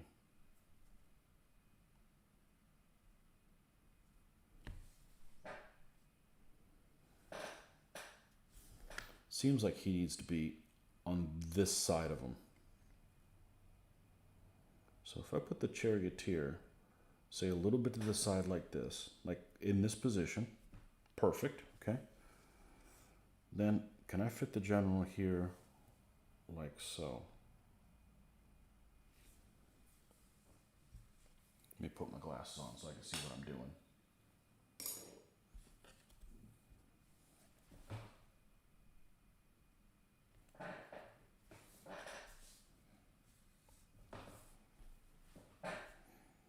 I think it should fit fine, but I need to glue the general in after this guy's in place. All right, cool. So we're going to push him all the way to this side. Because if I put him on this side, then the hand he's pulling back is in the way of that guy, as opposed to just having his back to him, and it'd be less complicated to mess up his shot. All right, so let's go ahead and take this guy and glue him in place. And one concern I do have is trying to feed this up in a position, like once I glue him, if I don't have these threads through the figure, then one of the problems I'm going to have is it's going to be hard to feed it because I can't get underneath this thing. So I think I'm going to glue this guy down with these threads already through the hands, if that makes any sense. All right, so let's take another piece of thread. Let's see here.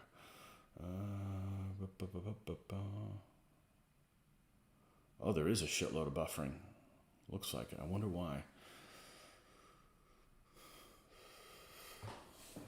Oh man, I missed a lot of stuff. Let's catch up. Orient rules around matchups reach those repelling stages a slight difference. Depends on how deep the game goes. Field of Glory tried it and did it.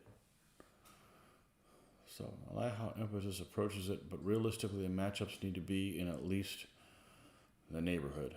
Historical battles is what I like. I don't like points games. I wouldn't make a set of rules where a knight is worth this and this is worth something else and you build your own. Nah. They scale them up, down, and agree. Points can be pretty darn arbitrary. Yep. Nobody ever went to war or conducted operations based on equally matched. You aren't a conspiracy theorist like me. I fully believe Alexander had Porus on the blower working out the substitution bench. Yeah, mate. See you tomorrow, and please don't kill my horse. It's new. I really like the Neil Thomas nerve-wracking approach to rolling for your list. Interesting. Have hex games like SPQR for that. Total War Battle Pros. Is that wax thread? No. Did I consider removing base material from soldiers? Yes. I'm considering it. I probably am not going to do it on this guy because I think this guy's going to need a firm footing. As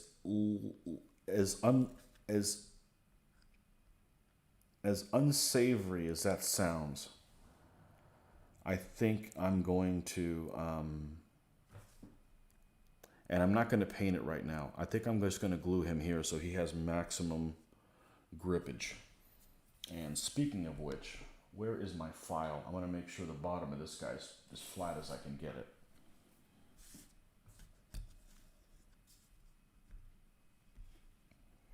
Yeah, that was my original intent, but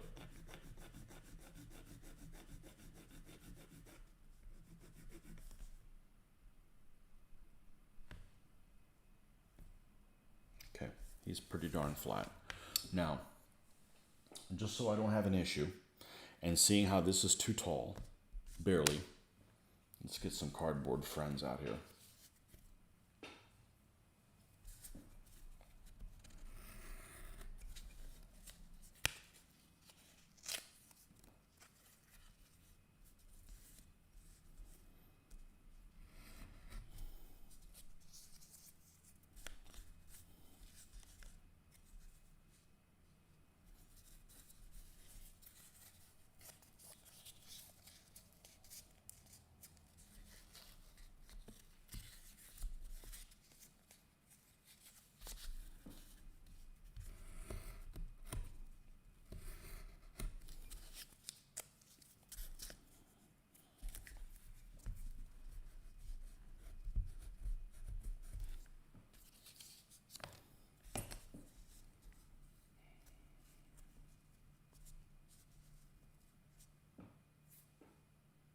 I think that'll do it.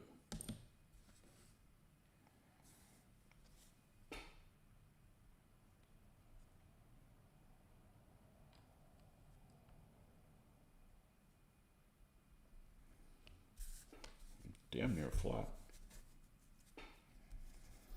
All right, let's make sure these go through his hands.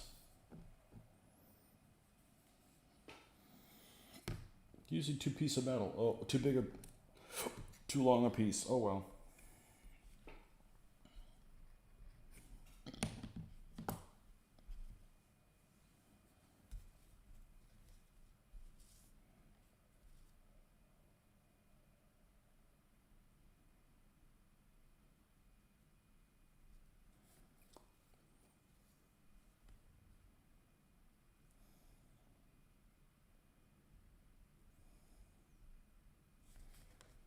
All right. Let's lose the glasses first. Put that away before that falls down somewhere.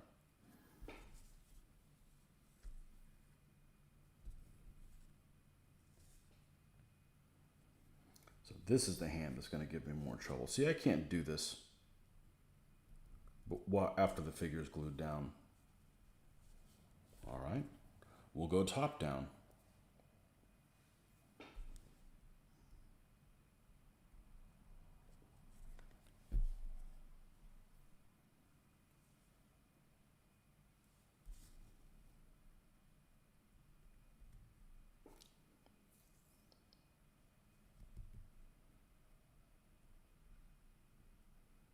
There's plenty of space in there, all right? Since this one's easier to put in, let's get it out of the way. Now we'll put this one in by themselves. By itself. By themselves.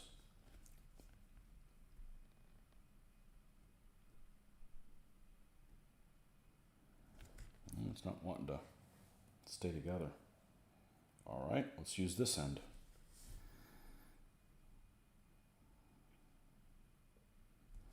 All right.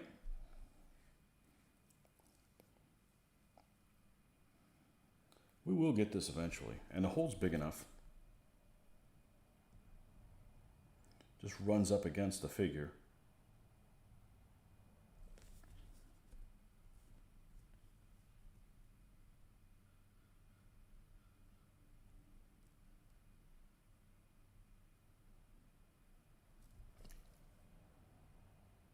Yeah, there's plenty of space for this.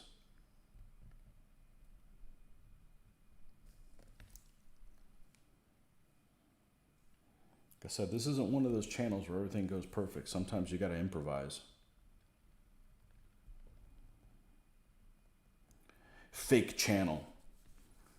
Reality shows that aren't reality.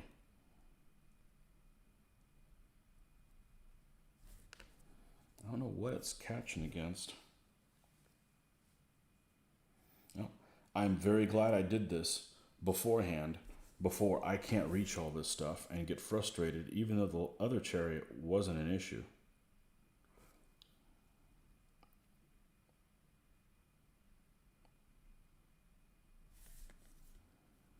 Can I hold it any closer? Let's try this.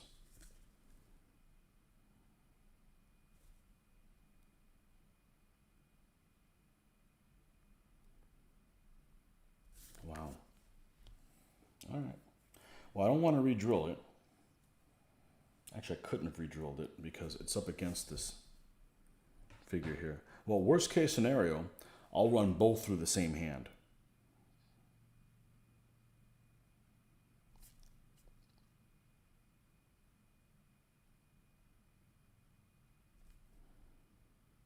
Yeah, there's plenty of space in there.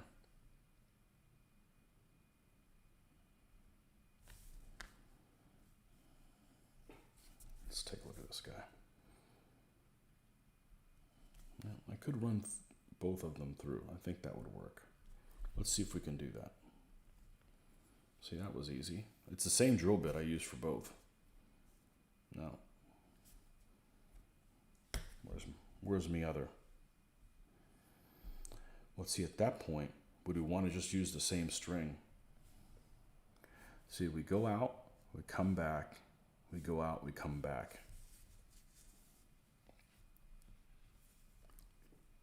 See if there's space here before we go crazy.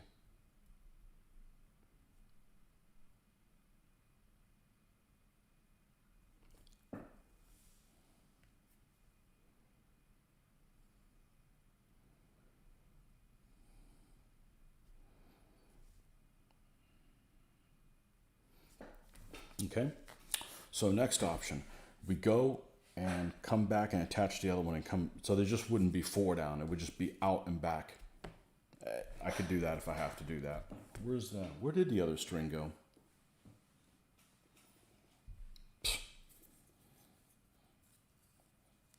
Not wasting my time with that. Hey, shit happens, folks. Couldn't use a bigger drill bit because then it would go through his whole hand. And that's not going to work. It would just destroy his entire hand.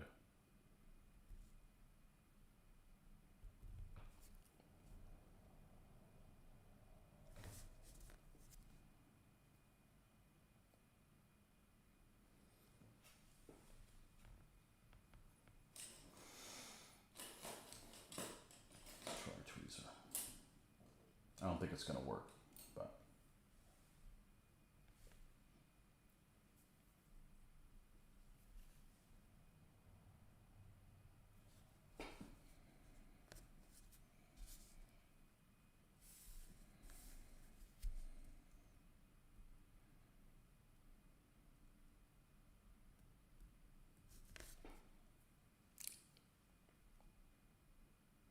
I don't think the fraying is an issue. It's not that it's really fraying.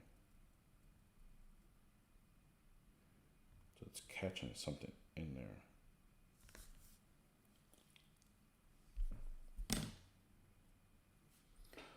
Isn't this fun to watch? Hey, That's one of my unintended purposes of this channel is, you know, you guys we watch these people. I'm not necessarily one of them. These people that are really awesome at their craft. Like, man, everything looks so perfect. How did you manage it? Yeah, they don't show you all the mistakes they make along the way. I think we're just going to have to go deal with him going through there once. All right, time for a drink.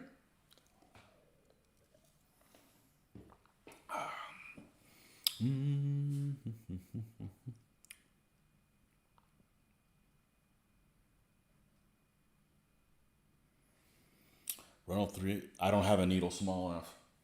No, and it's clear. I can see it.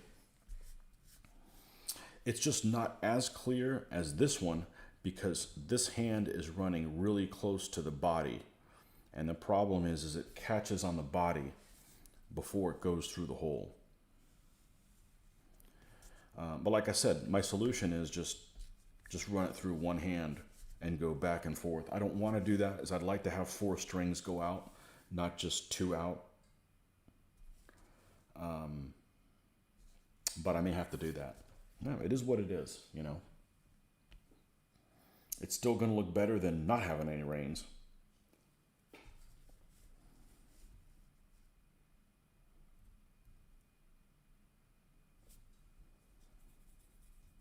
All right, let's do this. Let's try this.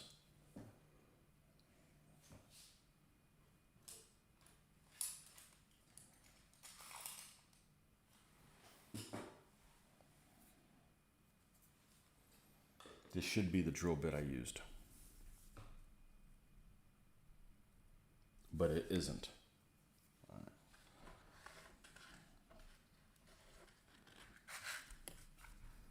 I don't think this is going to make much of a difference, but we'll see. Let's use something that's significantly smaller than the hole. And these drill bits, some of these really small drill bits suck. I bought these before my China boycott, so these are the definition of shitty.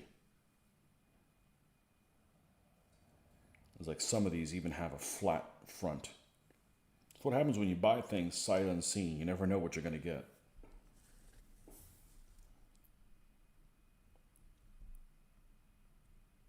All right. Now, let's see if that made a difference.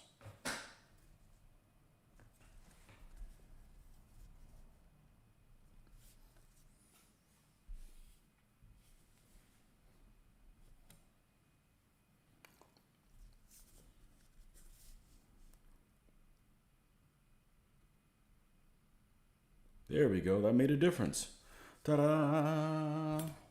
Thank you for the suggestion. Sometimes you need it's a co-op effort. Maybe it was just a little piece of paint or something that went through. Let's be careful. We don't want to scratch this figure up and have to repaint them.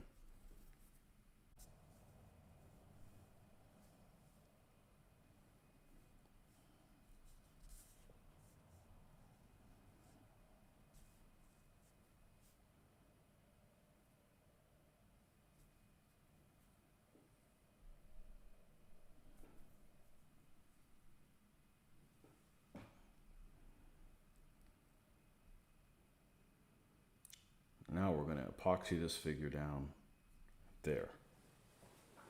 And there should be plenty of space for this guy to get shooting. We look like shooting backwards. Too weird.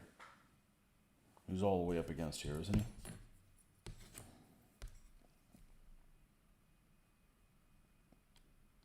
Yeah. All right, let's mix up another batch of epoxy.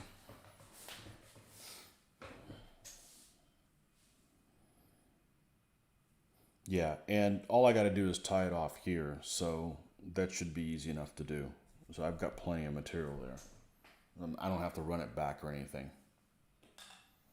So I think what I did with the other one is I started at one end and then ran it back and ran it through. I don't want to run it through his hand multiple times. All right, epoxy.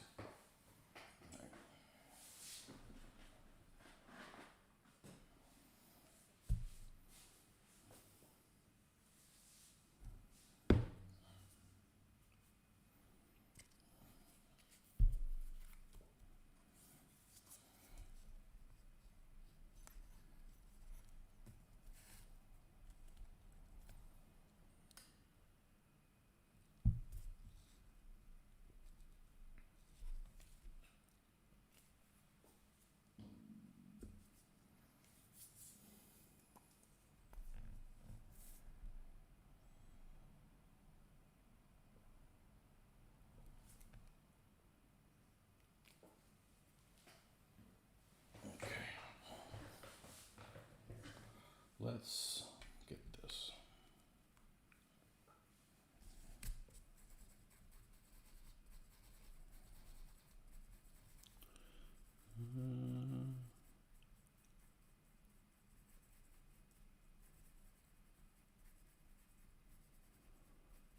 Use some minor diluted PVA glue to stiffen that line. Yeah, I may do that when he's done.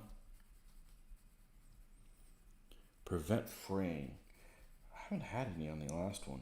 I may do that after he's glued together. It won't hurt anything.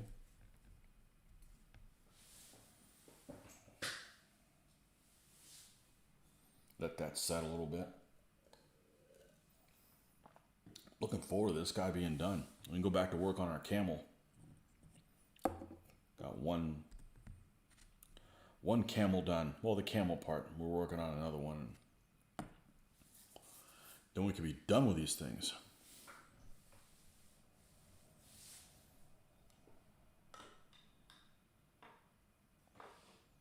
Let me try the PVA thing. I'm not a fan of PVA. It takes too long to dry.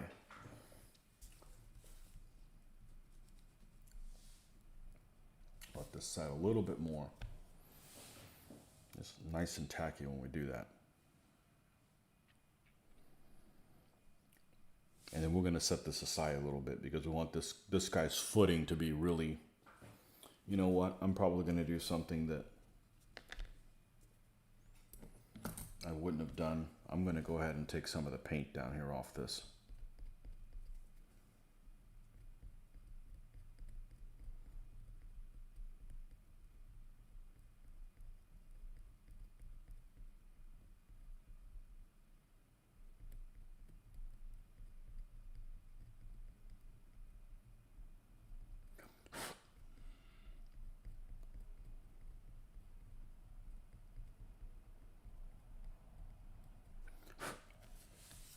Just scrape a little spot there. We know that's going to be covered. And if it isn't, I still have to go in there and repaint this guy's stand. We'll do that before we put the general in because that would be a problem. All right, how tacky are we getting in here?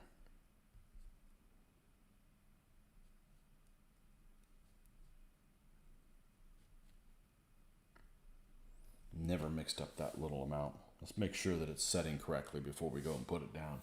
It could be kind of thick and goop up a little bit.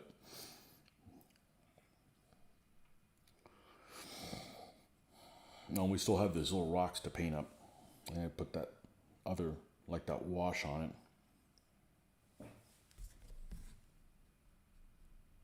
All right, this is going in the correct direction.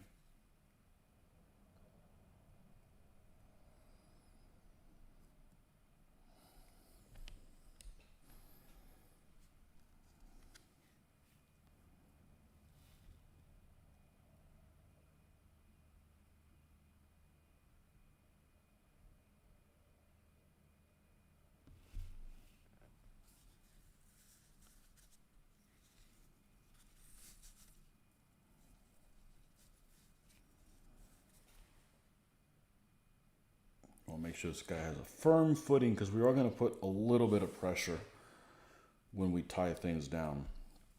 I should have plenty of thread for that guy.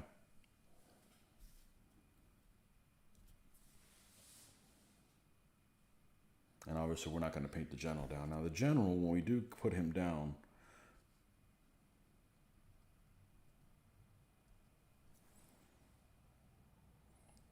we could probably take the excess material off of him, but not this guy if we're going to put some pressure on the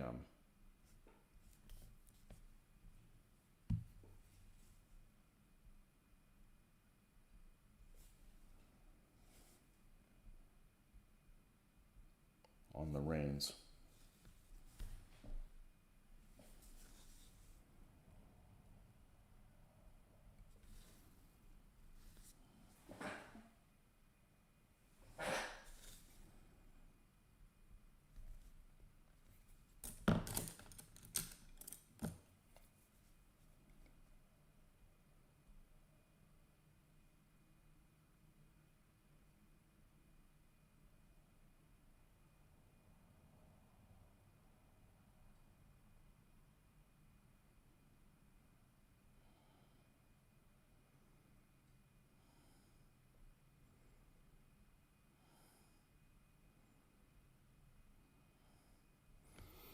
It's going to be looking a little to the side just because of the shape of the chariot. It's all right.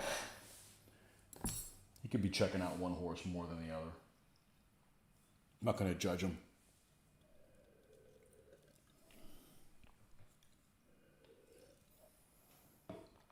Blow dryer. I can't do that. The girls are asleep. Shh.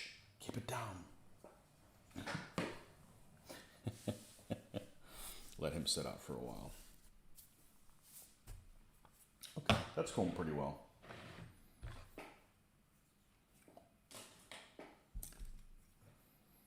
Yeah, shit's not going to go perfect all the time. You need to adapt and overcome.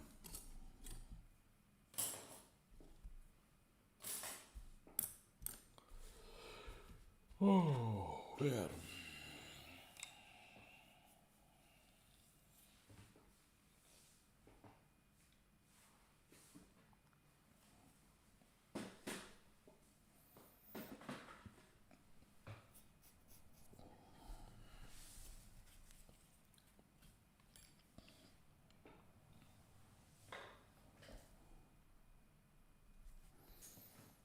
Let him sit another 15 minutes or so. I gotta get another refill. Be right back.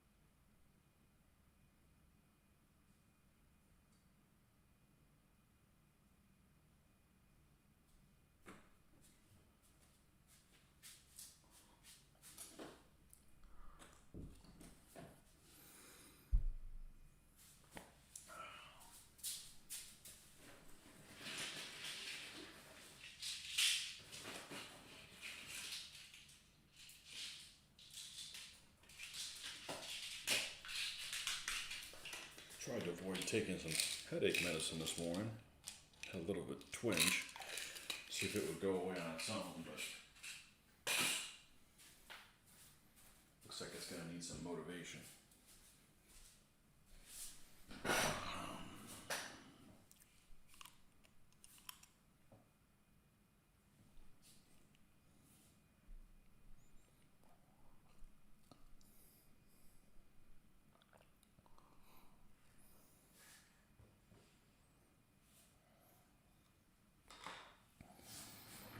All right.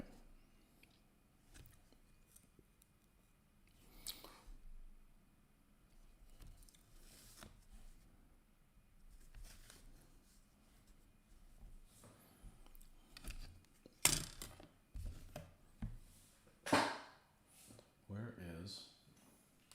I put my tools away prematurely.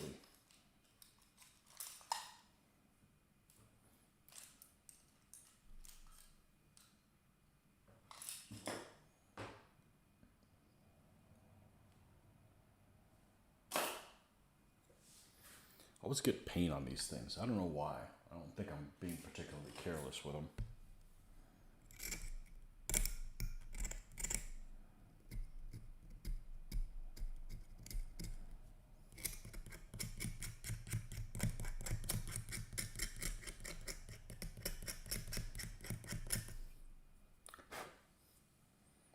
All right.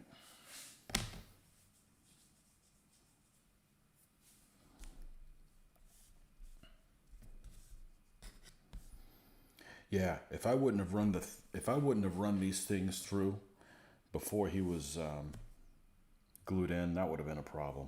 I can already see that already. All right, so let's identify which ones go where. This one and this one on this side. This one is on this side. Okay, cool. Let's get rid of this extra distraction. You know what? I bet I could find another use for this. I don't need it. It's like, just stick that down. They won't move. While you work on one side.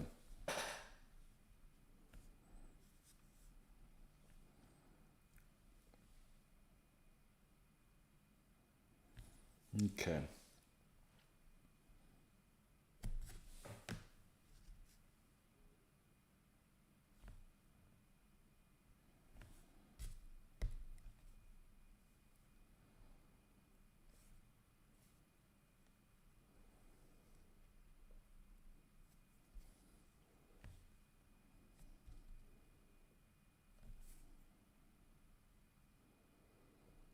So I could totally see these things going like that and being tied in. Let's look at this side.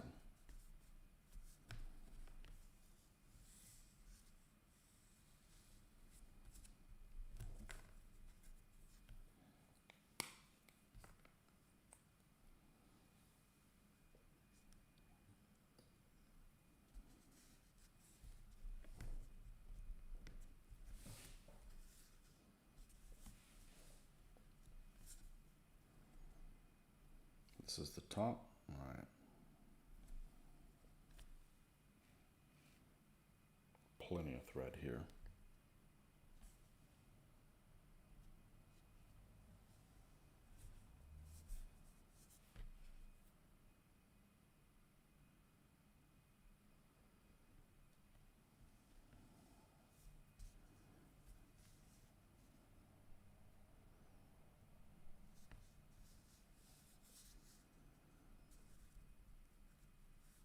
Now the catch with this one is there's not a whole lot of this sticking out.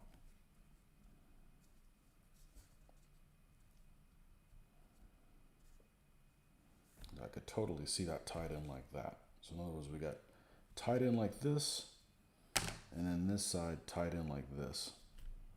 I think that's what we're going to go with.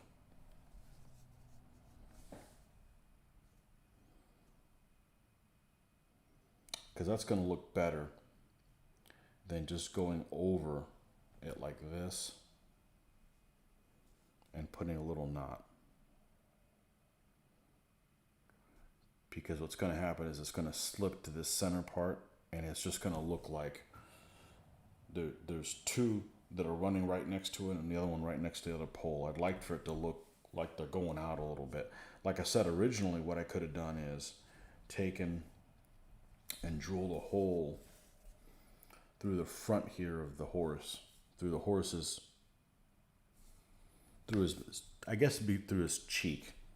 Okay, and then run it through there. I'm glad I didn't do that, because if that little guy gave me that much trouble, it's unnecessary.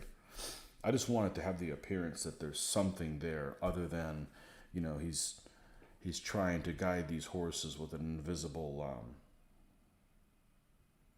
invisible reins. All right, so let's do this loosely and see what this looks like. This is going to be the trouble side, so let's do it first. And I am the world's worst at making knots. And we're definitely going to drop some glue on that knot afterwards.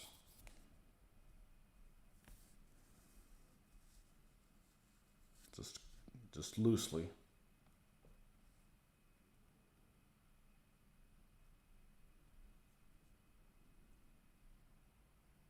Yeah, something like that.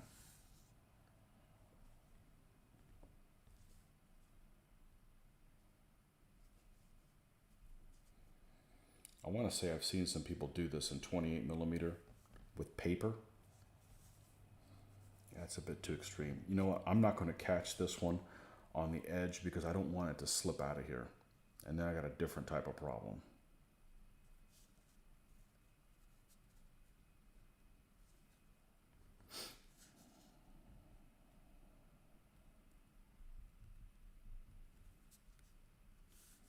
And if it moves a little bit, I'm okay with it. Because it's in this spot where it kind of needs to be.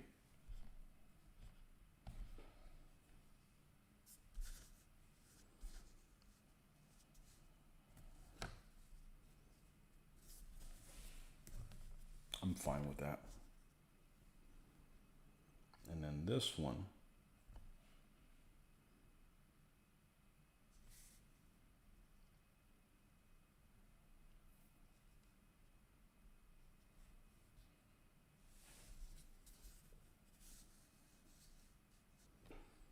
maybe one more.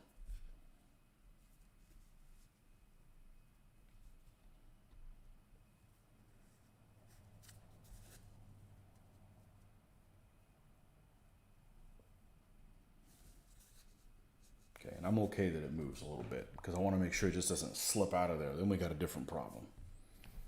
Let's do this. Let's get a new blade in.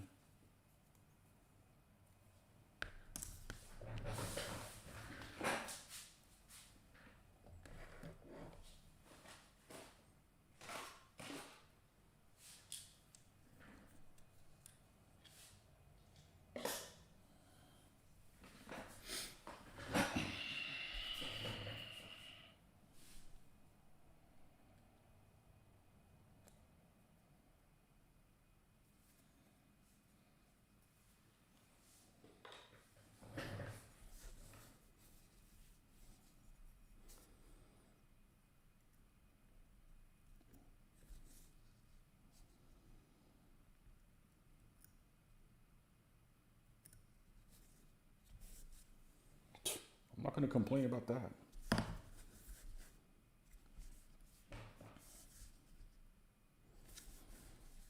Okay. Now, if I did an equivalent, I want to keep these separated.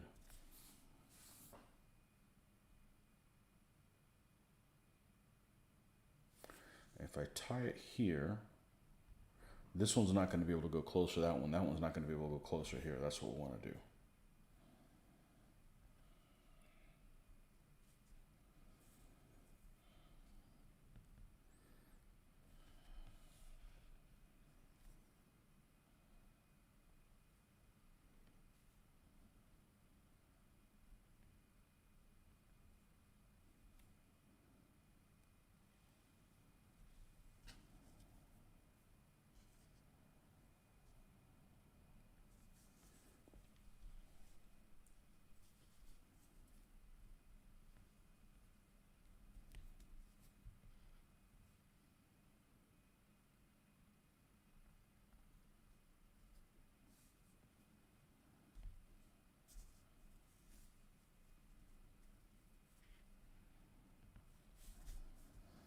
Yeah, I think going through the cheek of the horse would not have been the right move.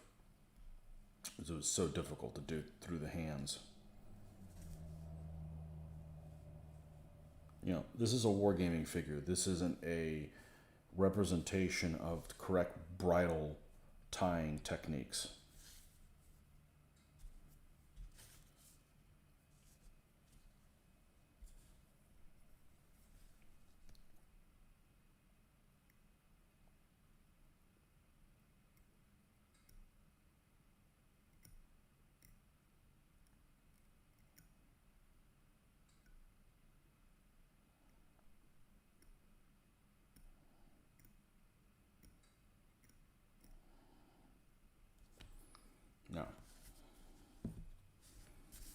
before we go any further,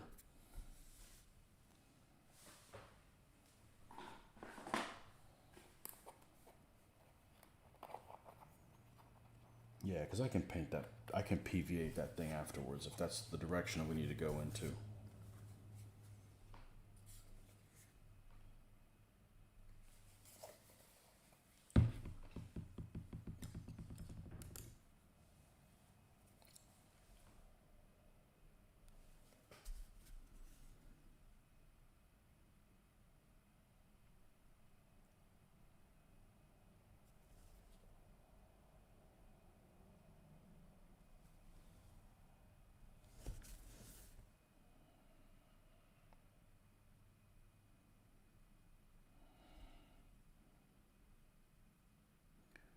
We'll let this set a little bit and then we'll clip those little things even closer. I just didn't want to get too close and then fray, and then we got a different problem on our hands.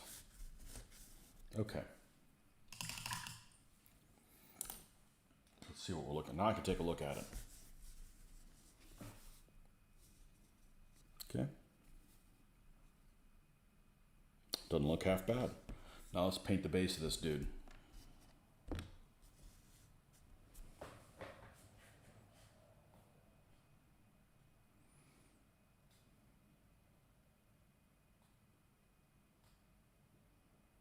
Ah, you like that.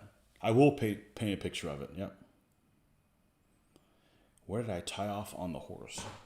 Just up here on the, I don't know what it's called, the yoke? Yeah, so in real life, because I've looked at a couple of the paintings, let's see if I can get a little closer here. All right, in real life, and let me use something that's not sharp. How about the back end of this? In real life, it would go through a harness that would be like here. The problem is this is molded directly on the horse, so I'd have to drill something almost like at the same angle that the horse is going at, and then it would go in through, and it would tie in here at the bridle also. So that's what I was thinking, is drill something through the cheek and then come back out the other side, but it's still not going to come through here. So I'm like, you know what, why bother doing all that stuff? It's going to be extremely fiddly. I'm glad I didn't do it. I didn't do it on my last chariot, and I think that this gives it the right look so far. Okay, and we probably are going to go in and do some PVAing there on the lines. Although I haven't had much of the biggest problem I've had, and I really wouldn't even call it a problem, is it does collect some dust. It hasn't frayed. The other one hadn't frayed. I've had it over 2009, so whatever that is, 13 years, 12 years. I've never had any fraying, but I don't want it to collect any dust, so we probably will do that. And PVA dries flat, so shouldn't be an issue with that. All right, let's paint the bottom of. Let's get our color here. Now we'll have to use this.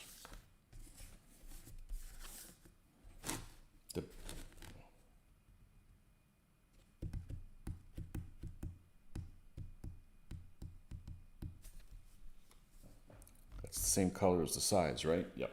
All right. It is this color.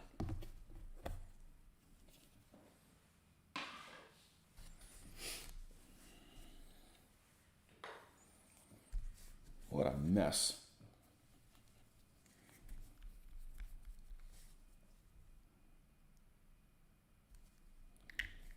God, you guys got some ideas. Hey, that's how I come up with stuff too. You got to look at other people, you know. We don't all have the answers. And you'll see something that I probably have done. You're like, well, I'd never do that. No, you don't have to. You know? I'm not here to convert anybody. Hey, sometimes you might see the wrong way to do something or what doesn't work for you. That's okay.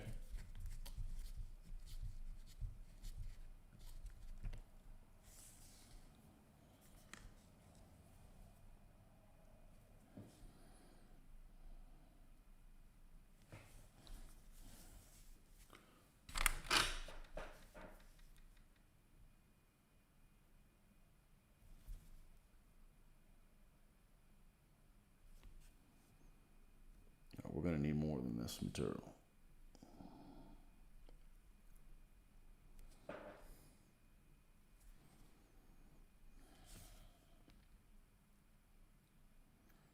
Fortunately, I haven't had an issue with, man, I don't remember what color I used there. Now, if I didn't, I could probably get close enough that it wouldn't make a difference.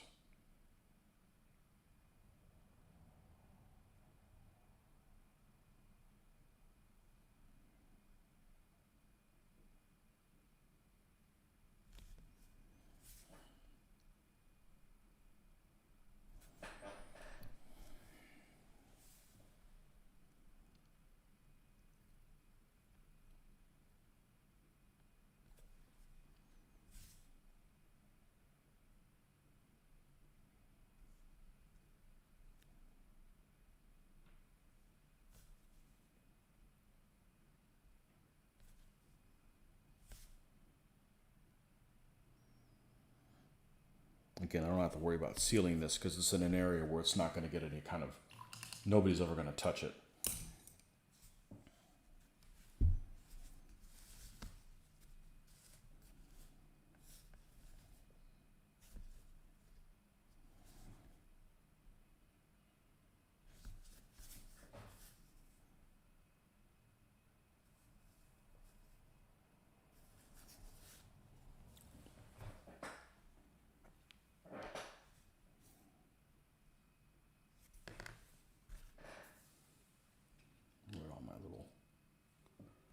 This would work too.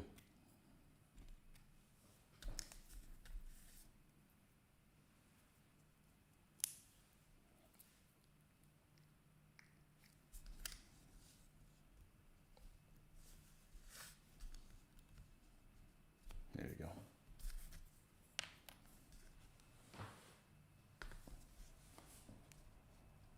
Let's see here. I think. Well, the problem is this poor bastard is going to have to shoot forward. I can angle him a little bit. I think so. Can I stick the bow on the no. Okay. Well, he's going to be limited by that. That's kind of how he's going to be. Now, do I want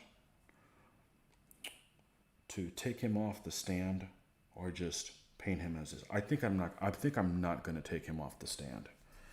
I think I'm going to make the sin that I don't like, but I don't want him to fall over. Exhibit A. So let's do this. Where's the little thing? Aha, here he is. Okay, it's going to be over here.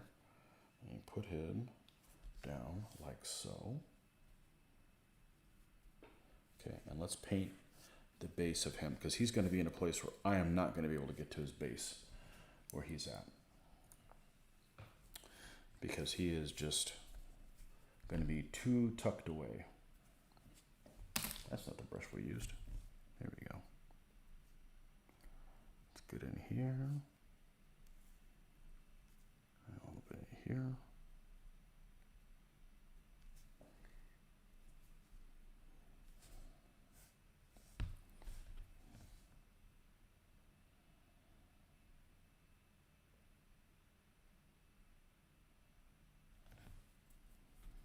I like this dark inert type color that we use for the base of the chariot.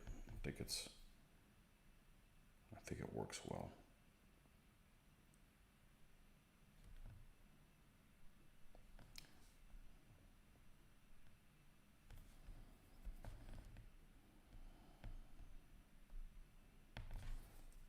Paint the edge here.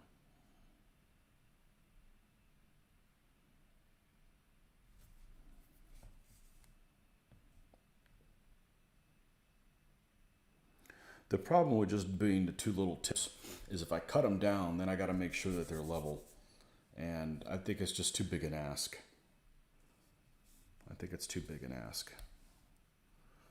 And one thing, I didn't do this on the last one, but one thing that I have been doing is, crap, I don't remember where he goes. I'm gonna say it's around.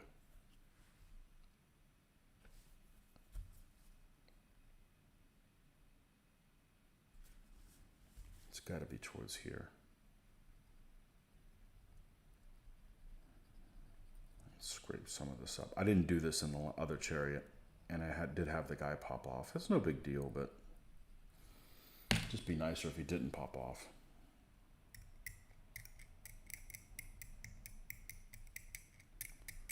Rough up the surface a little bit.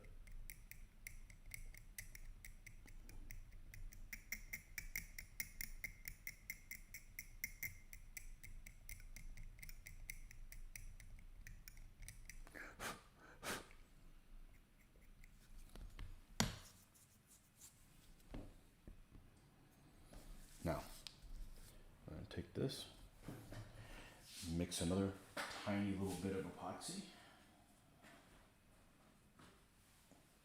Doesn't matter how little you make, you're still going to waste a lot. There's just no other way around it. How about that? Let's see if we can get away with that. I've had this stuff like 10 years, and you can tell how much I've used.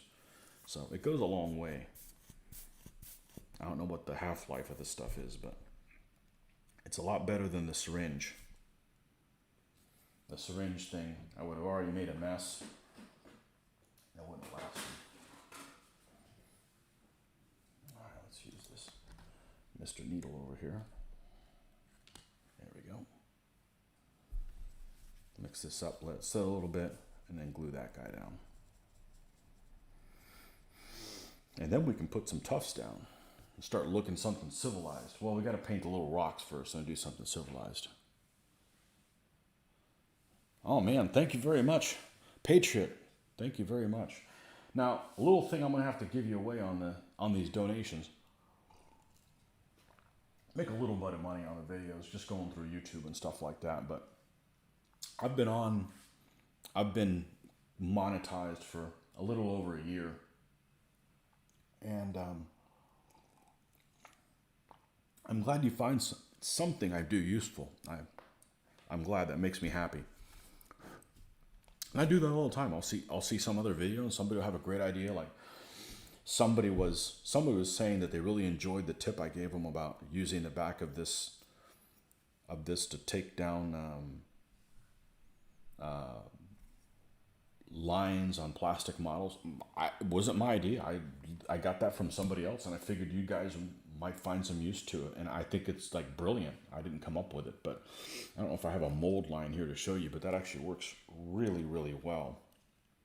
This is one of the vehicles that for Gaslands that we'll have to convert. This thing has got all kinds of character right here, and I don't have something right now with mold lines, but like a plastic models, I always would scrape the front, and you end up digging into it and making it deeper than you really want it to do. But anyhow, what I was getting back to is I've been able to monetize for a little bit over a year, and they have a minimum amount of payment that they'll give you. You have to accumulate up to a certain amount of money before we can transfer it to a bank account. Of course, they take like 30% off or something like that. So for every dollar that somebody goes through here, about 30% I don't see. And it's kind of in this holding thing. And I received one payment back in November of last year, and I haven't been able to get a payment for anything else. It's almost like it got sent to my bank account and they took it, but since they didn't really recognize what it was from, they kept me from being able to send any more to it. So I've got this money that's just sitting in this account and I can't do anything with. So hopefully I can get that resolved in the next whatever. But regardless, I appreciate your interest and donation towards that. Hopefully I can get it resolved, but luckily I'm not doing this for the money. But the AdSense, if you've ever used AdSense, there's basically no support.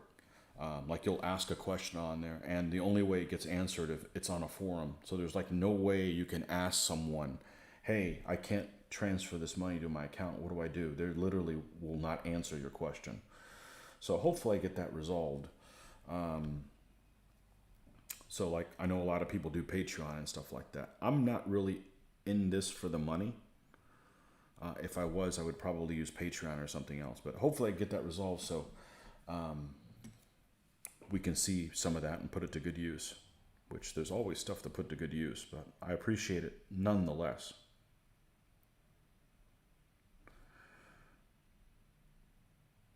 Okay, we will glue this down. Shifty fellow.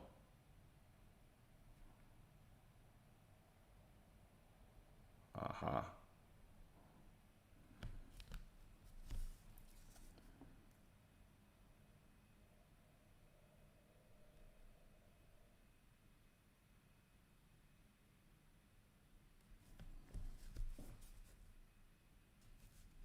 Yeah, I think there's no way really to get around it. I think that if I would have left the arrow, the bow, as straight as it normally comes, because Essex normally comes like bows like super extended, and then put it on the other side of the chariot. And I specifically did not use these little guys. I didn't use these little guys that come separate that you can glue on the chariot, because every chariot comes with them and it makes everything look Egyptian. So I didn't want to glue these, and you could tell there's not a whole lot of space to glue these on the side anyways. Oh, let's not get carried away. Let's pay attention here, Tony. Let's not show off things until you're ready.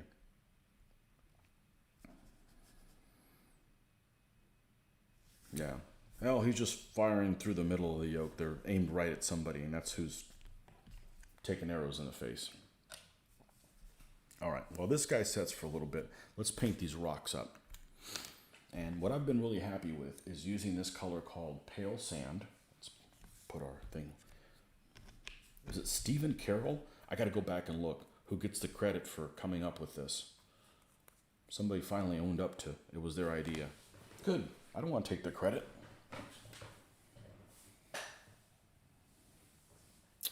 Tribute to your efforts and willingness to go all the way. Yeah.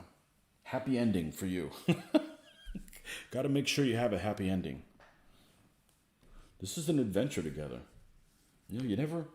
But I'm serious. There's a couple people. There's two painters in particular that I am rather fond of. One of them in particular, and anything he touches is like solid gold.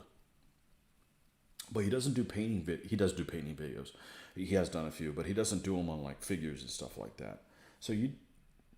But they're edited, so you never know what kind of trials and tribulations this person's going to come into. And I think it could be overwhelming for people that are new at this to not realize that they're making mistakes along the way. You know, mistakes you can correct. Errors, shit happens. We're human, unfortunately. And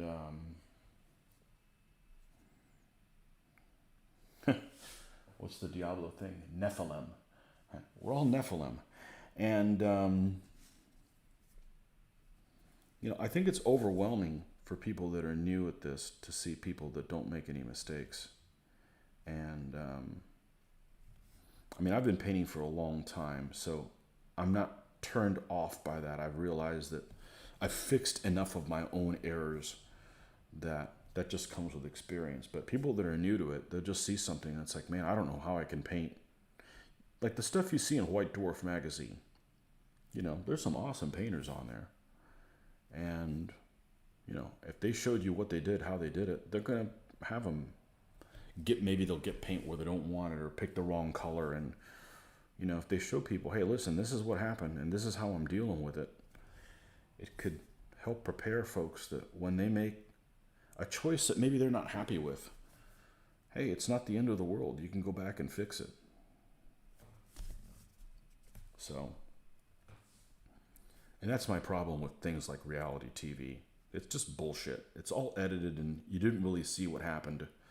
It's just, just cut the bullshit and just show what happened, All right, so we added a little bit of color here to these rocks. Make them pop a little bit from there.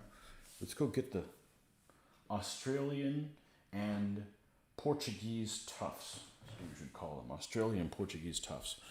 We're going to How do you get a downvote on the effort? What, did I get one? I don't care. Yeah, some people are negative. Oh well, I don't let it get to me. I've seen things that blow what I've done away. And obviously they have a lot more views. And they'll have like 400 likes and like 12 dislikes. Like, how do you dislike something that's awesome? I don't know. Some people just want to cause trouble. You don't let it eat at you. You know, some people just, as you know, some people just go on the internet just to cause trouble. I think it's a way for us all to bond with our common niche interest that, because we need each other all around the world, because it's, you know, it's such a limited type thing. But one of my favorite channels, 3D Bot Maker, he does the live, not live, as it's pre-recorded, the die-cast metal racing. That guy's video-wise extremely talented. Probably one of the most talented people that I've seen that does any content on YouTube. And people give him dislikes. Like, how do you dislike that guy's stuff? It's freaking awesome.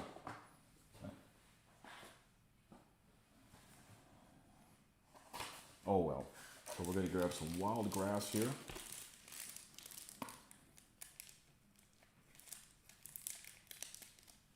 This stuff is super sticky. I think it's meant to be not used with the omers underneath.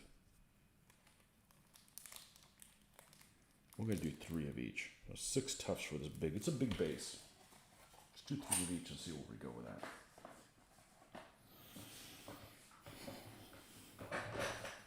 Yeah, some people just want to poo-poo things, you know?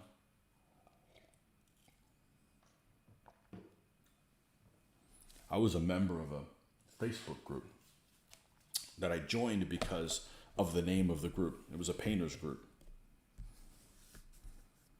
And this is probably 5-6 years ago, whatever. So I joined it.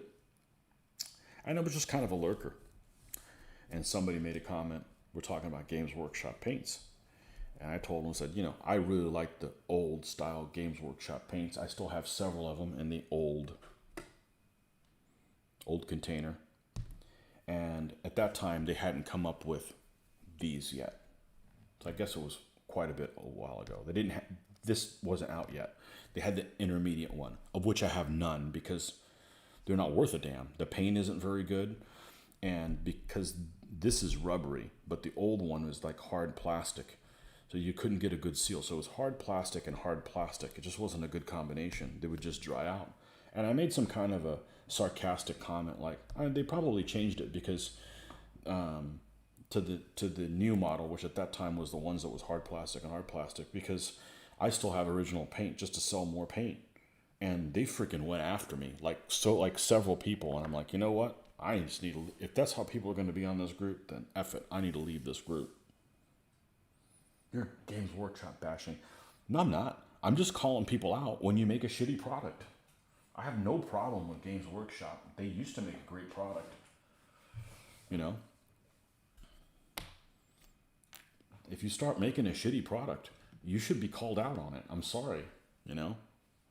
That's why I don't want to be sponsored by anybody, because if you start making a crappy product, if Litco starts making stands that the sides aren't straight on, they need to be called out on it. You know? It's fair. What do you want, a monopoly where you can just do a shitty product and people just have to deal with it? That doesn't benefit anybody.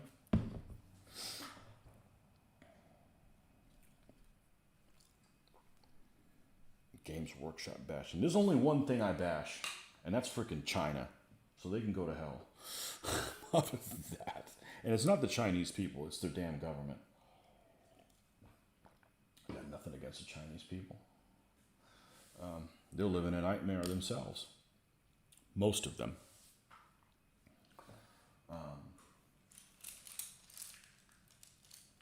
But Games Workshop, speaking of Games Workshop in China, I was going to pick up some of.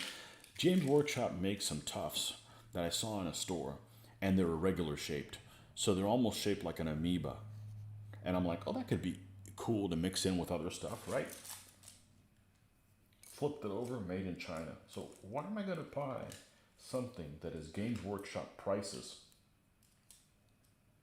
which isn't cheap, but they got a lot of advertising cost, or a lot of advertising overhead to go over. I get it.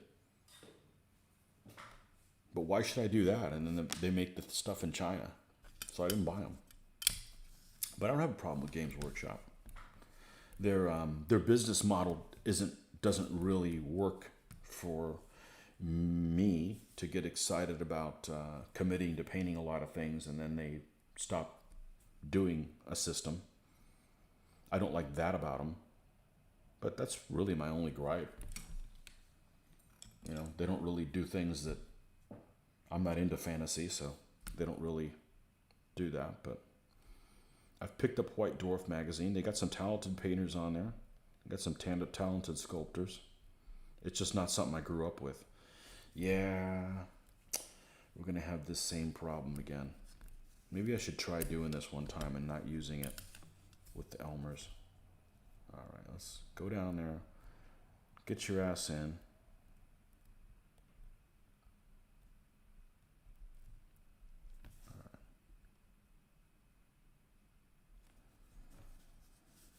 We'll do another one of these. We're going to put this one here.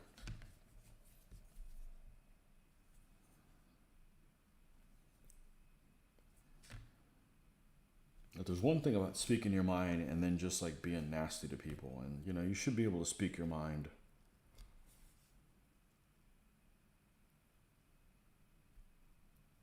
But I also understand there's just some places that are toxic. I talked about it yesterday. There's another Facebook group, and I don't necessarily think Facebook is toxic, just some people. And that was it was a car site about posting pictures about how people park really poorly.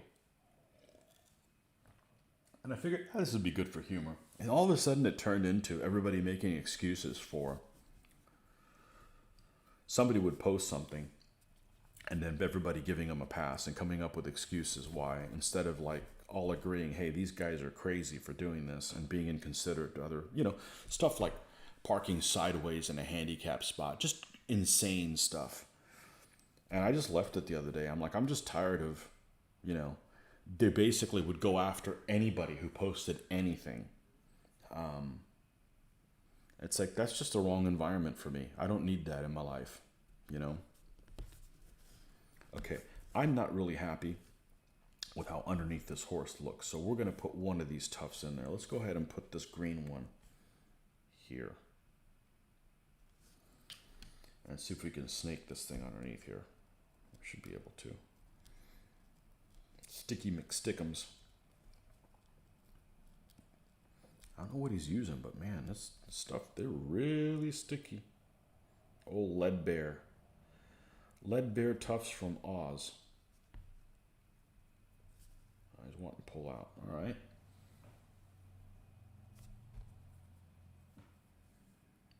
Where's my assistant?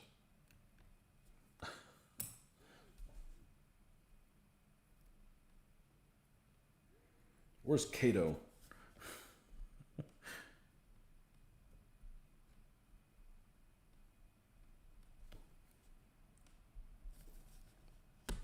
There we go. Now, one of these is going to go about there. Let's go ahead and put this down.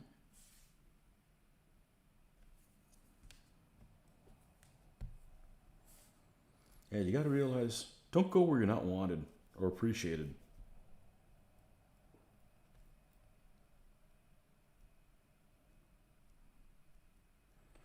You know, you're on some site. I don't really post controversial stuff.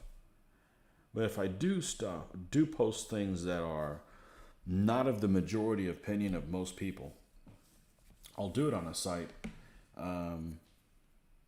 where the person that posted it kind of agreed with my viewpoint. So, you know, if somebody says, you know, I really dislike the color green, and I happen to agree with them, which I don't, but if I did, I would post it on that person's page. And then if somebody comes after me then on somebody else's page that I agree with, then I'll just block that person. I don't get into arguments with them. I'll just, oh, you're going to be like that? Well, you don't exist to me. Have a blessed day. I don't have time for arguing and try to convert other people, so.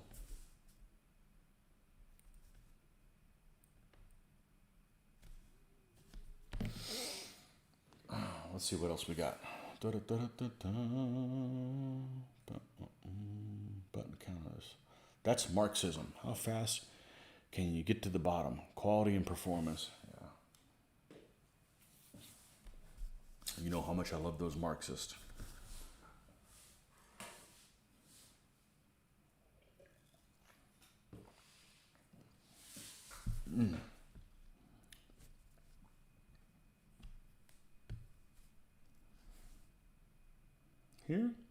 Here, I think here, I think there. And then we'll take a look at this, see how we're doing.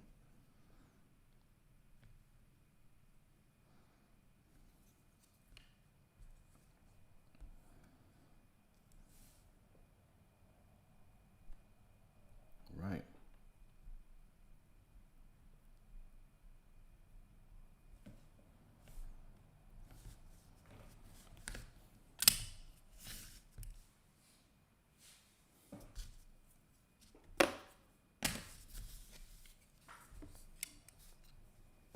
Why is this blurry?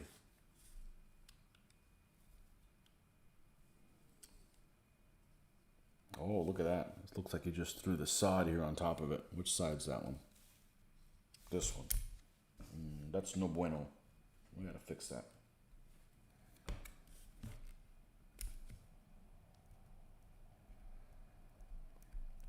Squish that into there.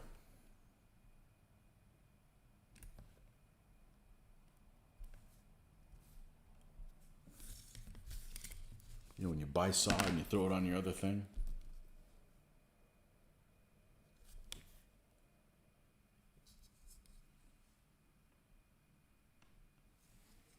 Now,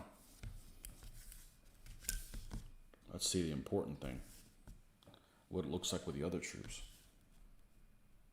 Consistency.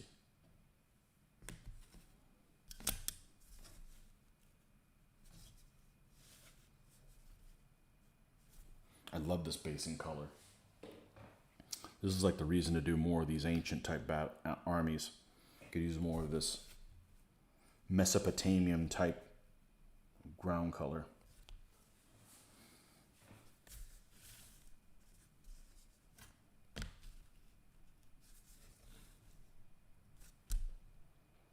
I'm pretty happy with how that turned out.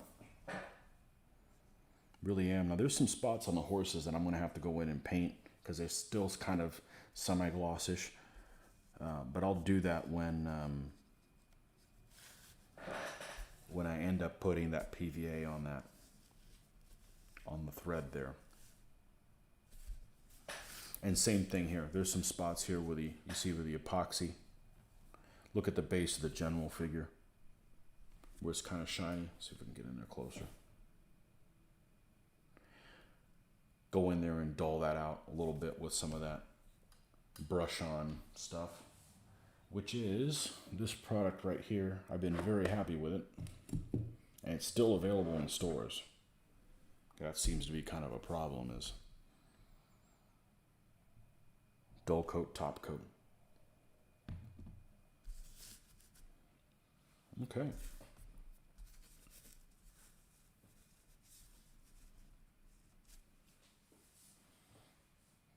Yeah, I like the light colored wheels.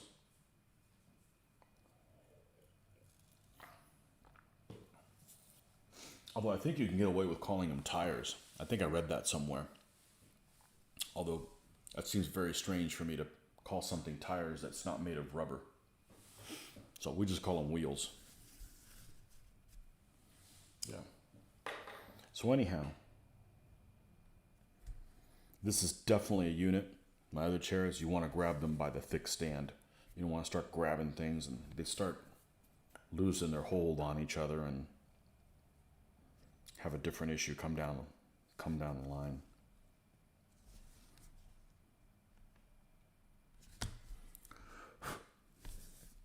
Let's see if I still have some of this color mixed up. We might just paint over it. That should solve the problem altogether.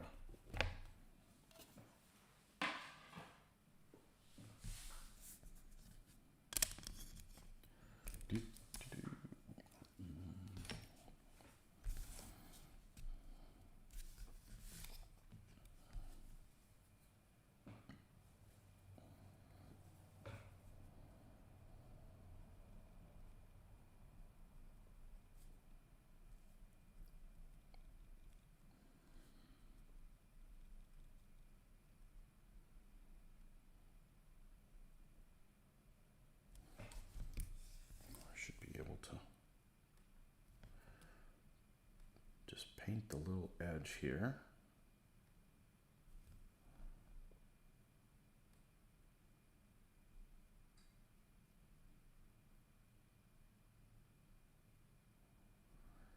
And be on our way with that.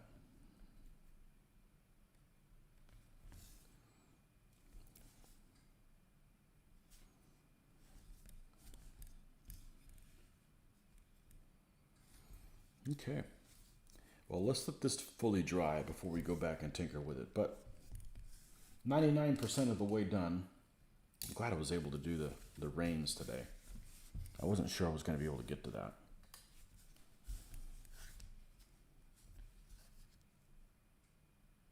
Just something, a suggestion of that he's not just doing sign language to the horses, you know. I think it's pretty simple. It just takes some patience. Everything takes patience.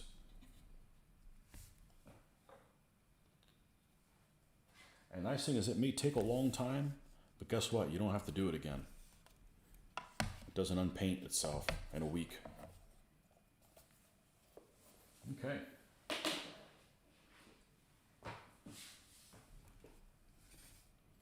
Let's go back to Camelandia. And we got one camel done. And we were working on this other guy, and then we had to stop, so I don't need to stop yet.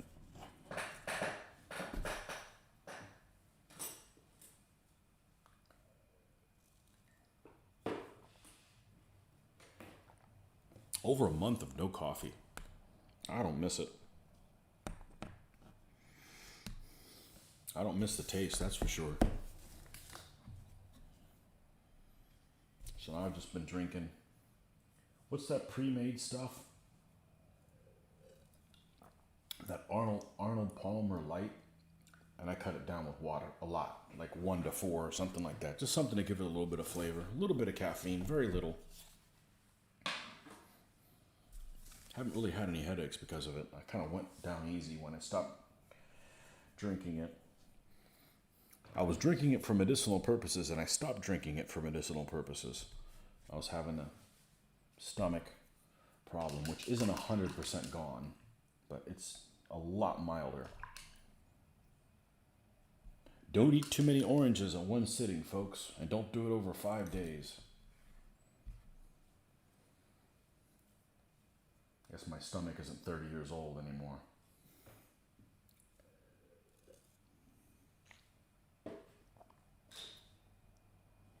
Okay, back to this camel. We'll do all the baggage afterwards.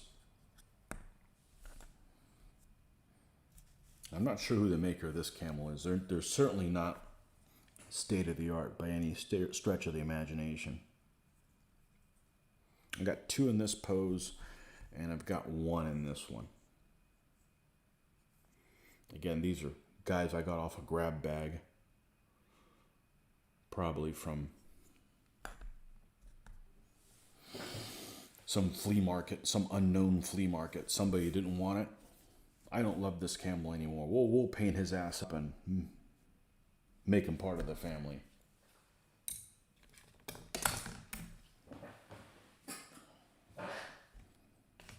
I always seem to find a use for someone else's unloved figures.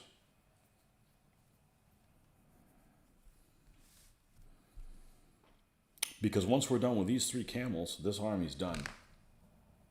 And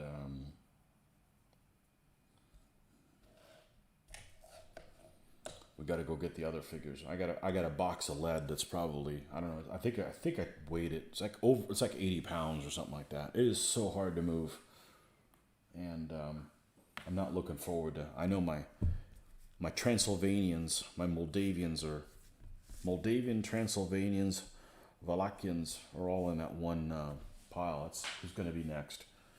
Not looking forward to moving that and finding him again. But we did do a little bit of the gas landing the other day. This is just cardboard that we added. We added a machine gun on here and some plastic parts. So I know it doesn't look like much.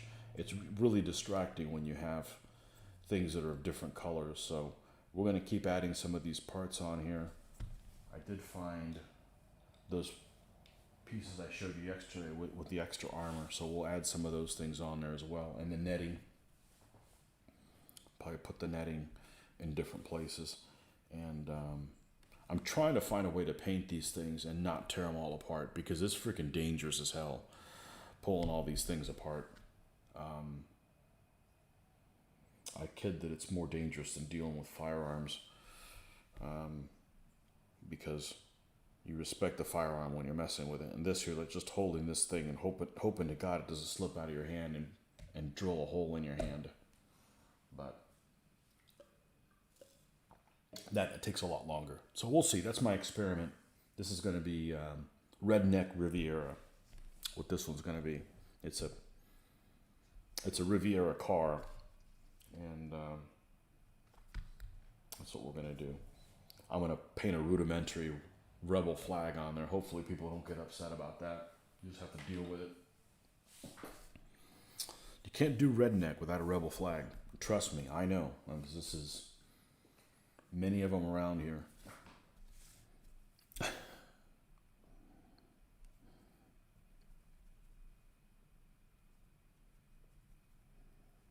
We're going to brush paint one on there, and it's going to look sloppy on purpose. I'm not going to buy decals or anything like that.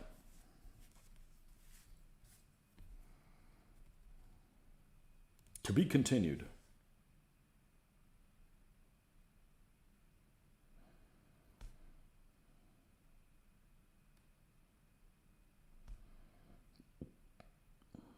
And the Redneck Riviera is the coastline here out in the Gulf that is nothing but swamp. And it's kind of a double play on words there. You'll either get it or you won't. It's kind of like one of those jokes. If you have to explain it too much, then not really meant for you to understand it then.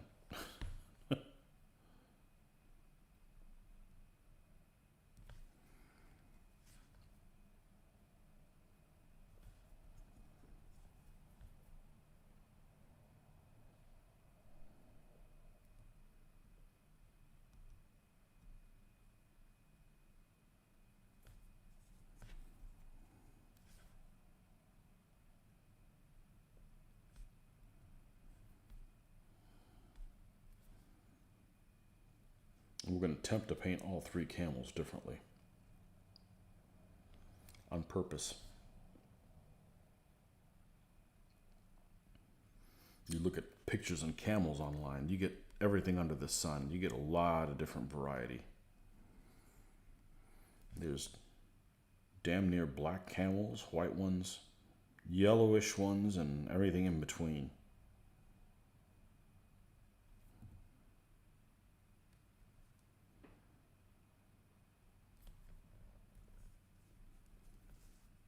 Everything in between.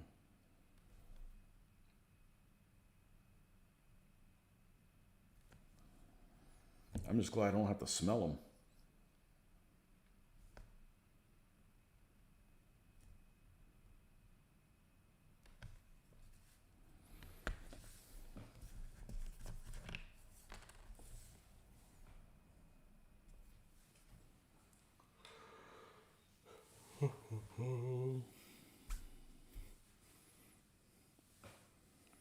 Okay, Patriot, thanks for coming by. Thanks for the donation. Appreciate you.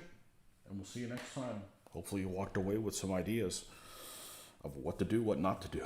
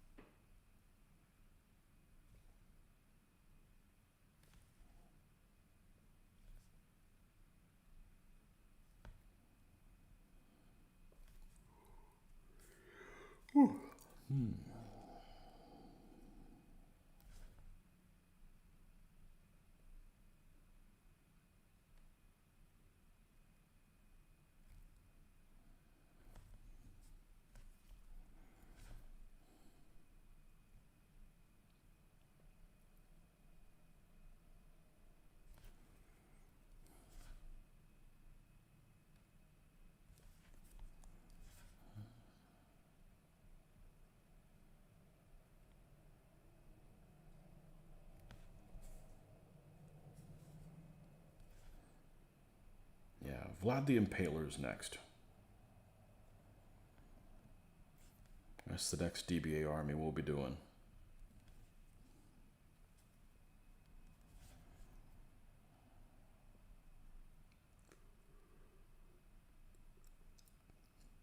I think it's almost all Essex figures. So again, it'll be figures they'll be like, oh, those guys again? Well, they don't look very good to paint. Well, we're going to make those jokers shine.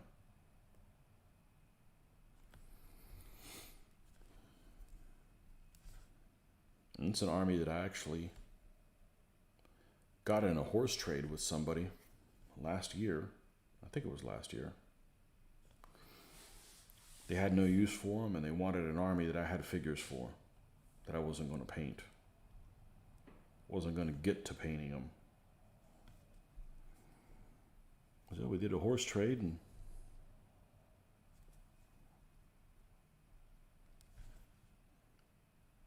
getting a kick out of painting these lighter armies. I got several lighter armies that are on my short list.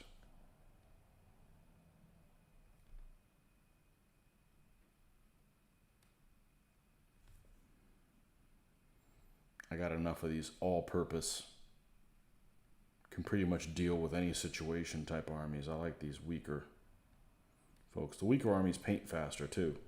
Less figures.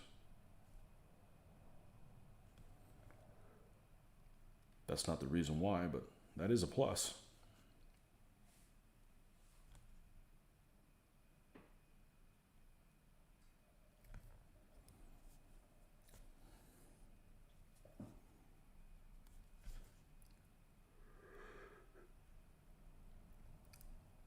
Oh.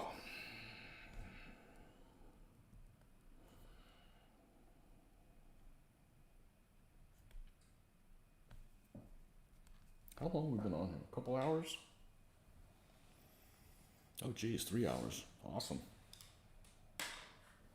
No internet issues. Yeah, I went there. It's just a fluke why I got disconnected so many times a couple Saturdays ago. I'm not really sure. I'm not doing anything different. Nobody's online. Nobody else is online here. Got plenty of bandwidth. I had a little bit of buffering issues earlier. I read about. Get some more liquids. Be right back.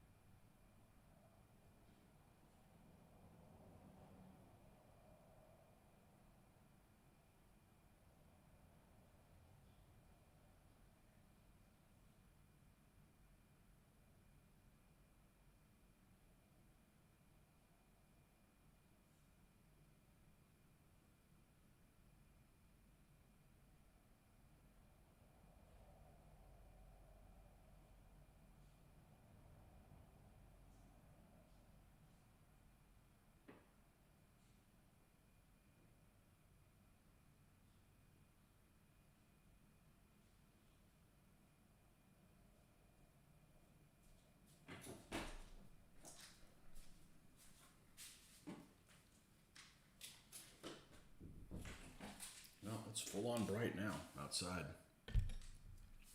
Let me cut this light off.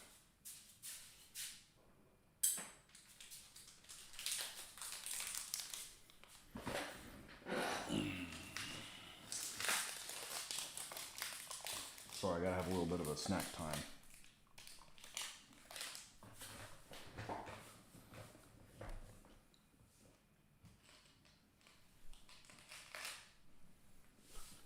Okay.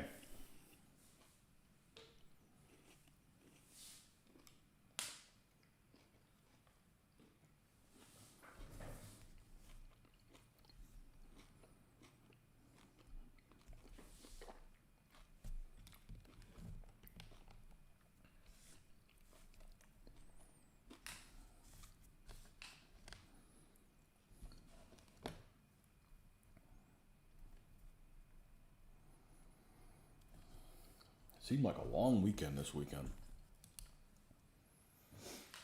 And I took a nap. I ended up taking almost a 3-hour nap yesterday. Yesterday afternoon. That's unheard of.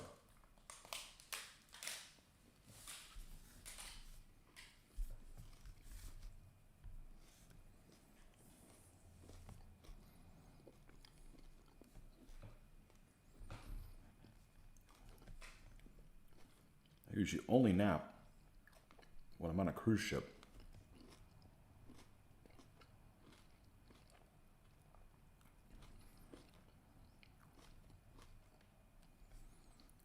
Helps turn every day into 2.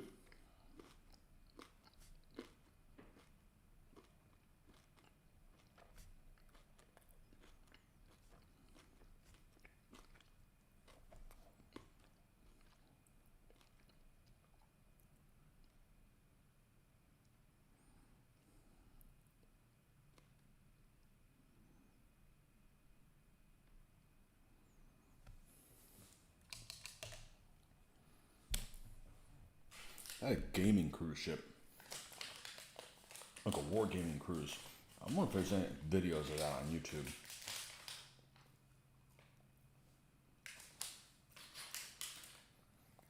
Not that I would go on one.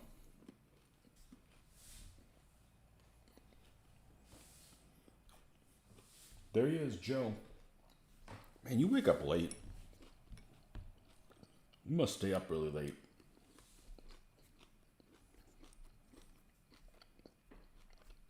I feel better. My back's not hurting. My stomach doesn't hurt very much.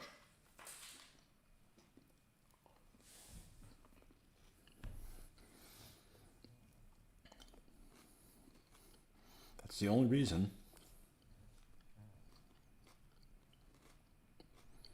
My pain sessions have been shorter than normal lately.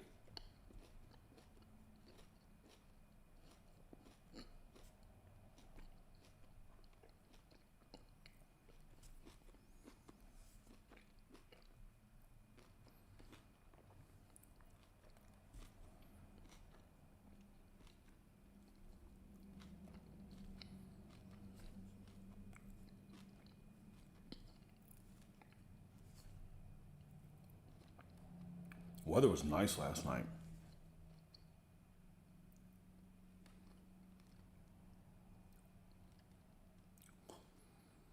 Did our first fire pit of the year.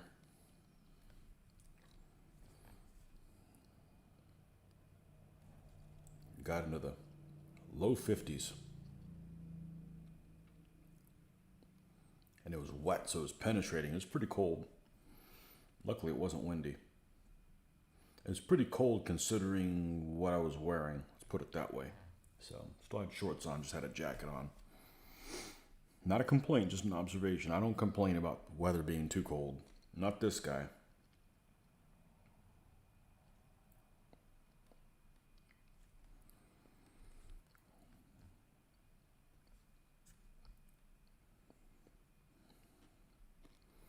Not in this state. It doesn't get enough cold weather.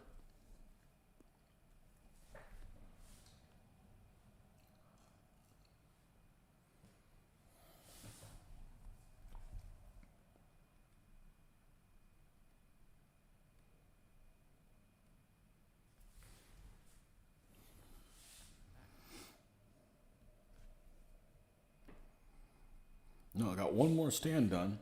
That's one more guy that can go in my display cabinet because we fill that thing up. We have plenty of space for lots more things to make, so it's filled up so that I have to get another one. I don't think I'll have to get another one. I think I'm about so much space in there.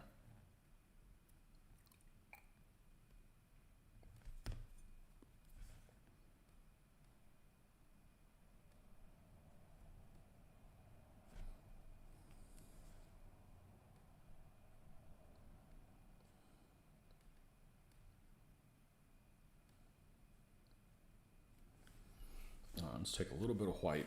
Is the white still alive? Doesn't look like it.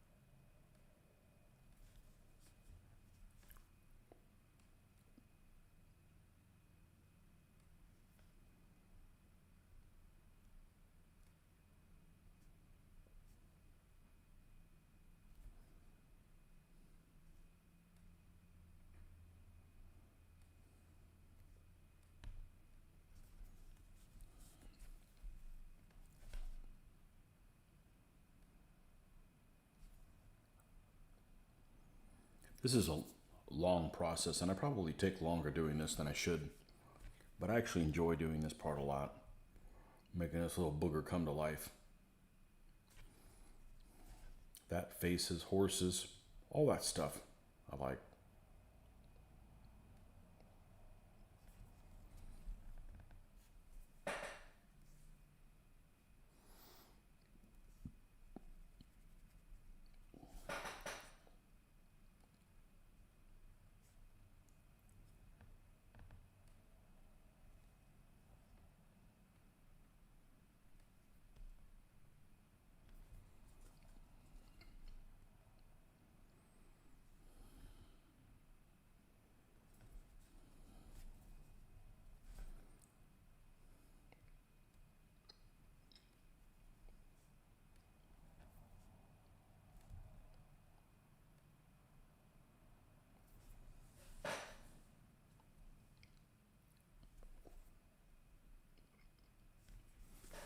Okay.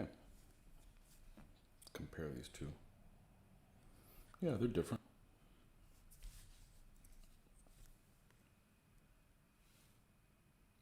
Makes this guy look really yellow, doesn't he? I'll be fine with all the accoutrements that we're going to put on there.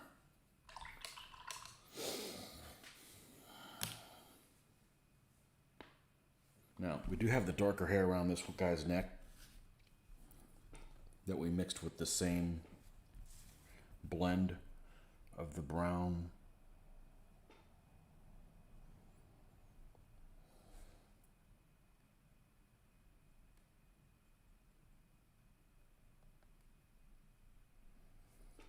on the same tone. So we're just going to go over it, and then we're going to lighten it up using white from that point.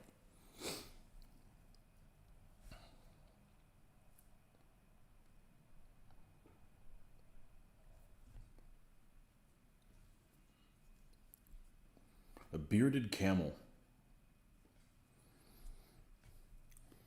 Well, it looks like he's got almost like a mane to spot. Nope, let's follow our own advice. We're just going to add white.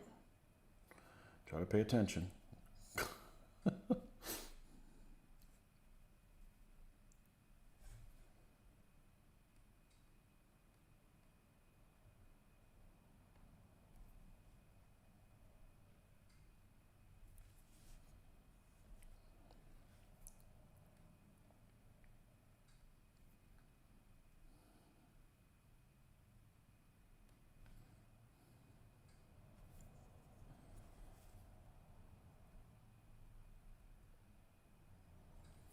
We're going to leave this as is for the moment being.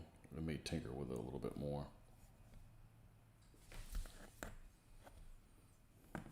Okay. 2 down. Now the other one.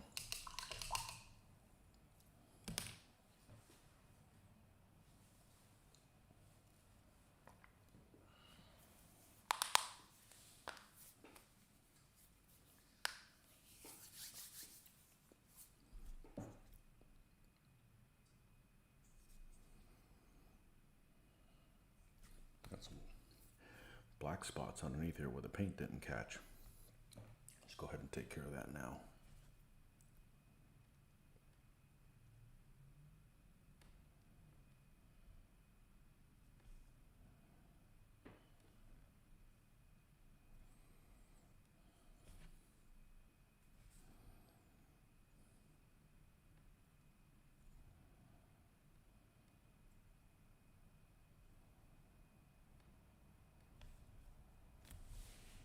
Okay.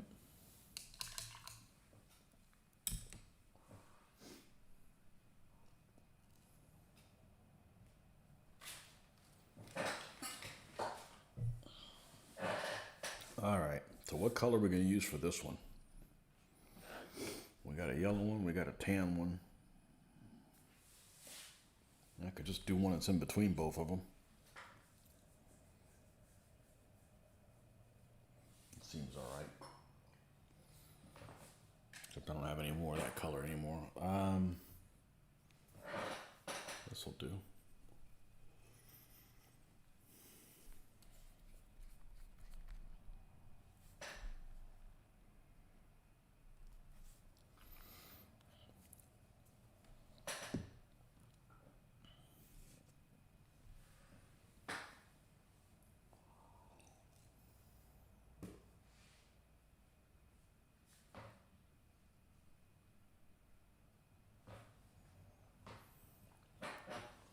All right.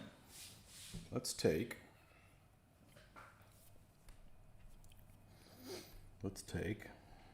Oh, we need more of that.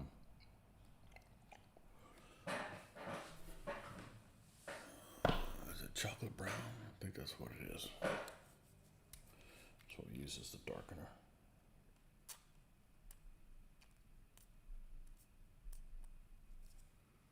This is obviously the old one. Here we go.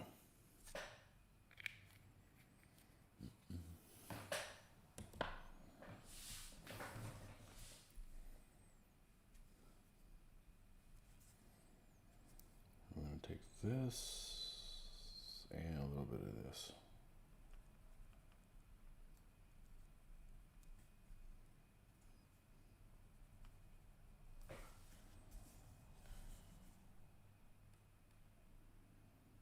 I don't know who the hell manufacturer is this of this particular camel.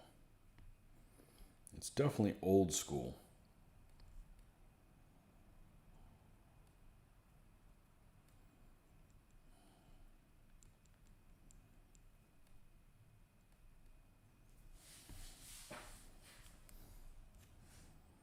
Judging by the shields, it's the same shields that I have some Arab troops that have that same shield.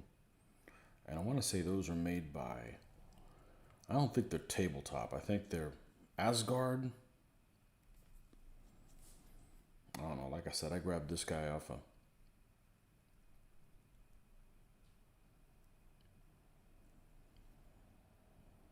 something off of a flea market table. Somebody didn't want this guy.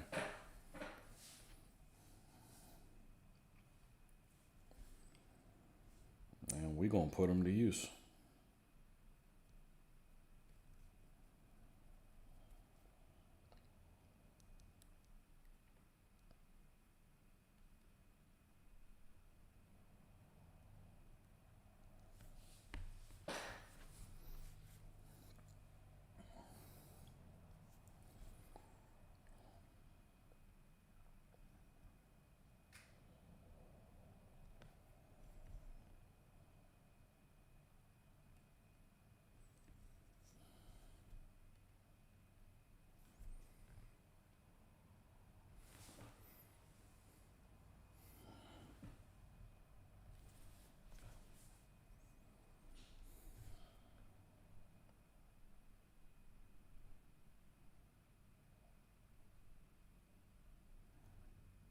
Cute little ears this guy has. Interesting creatures. I just don't want to be near them. They smell bad. And they spit. I work with people like that every day.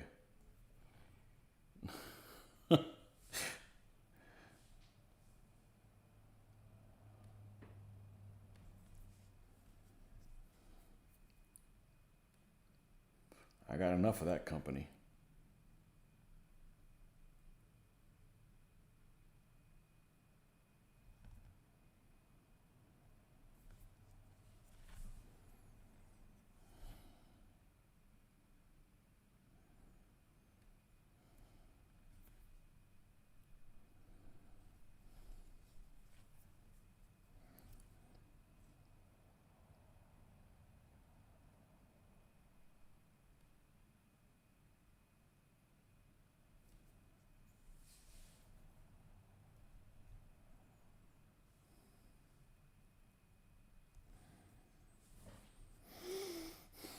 All right, we're probably going to wrap this up and take a little bit of a break and extend my back a little bit. But thanks for stopping by. It's been over a 3-hour session with no issues. Almost 3.5 hours. So, yeah, we're able to finish this guy up. Light Chariot General. And on to the camels. Then we're done with these guys. So, okay. Thanks for stopping by, folks, and enjoy your Halloween, and we'll see you on the flip side. Bye-bye.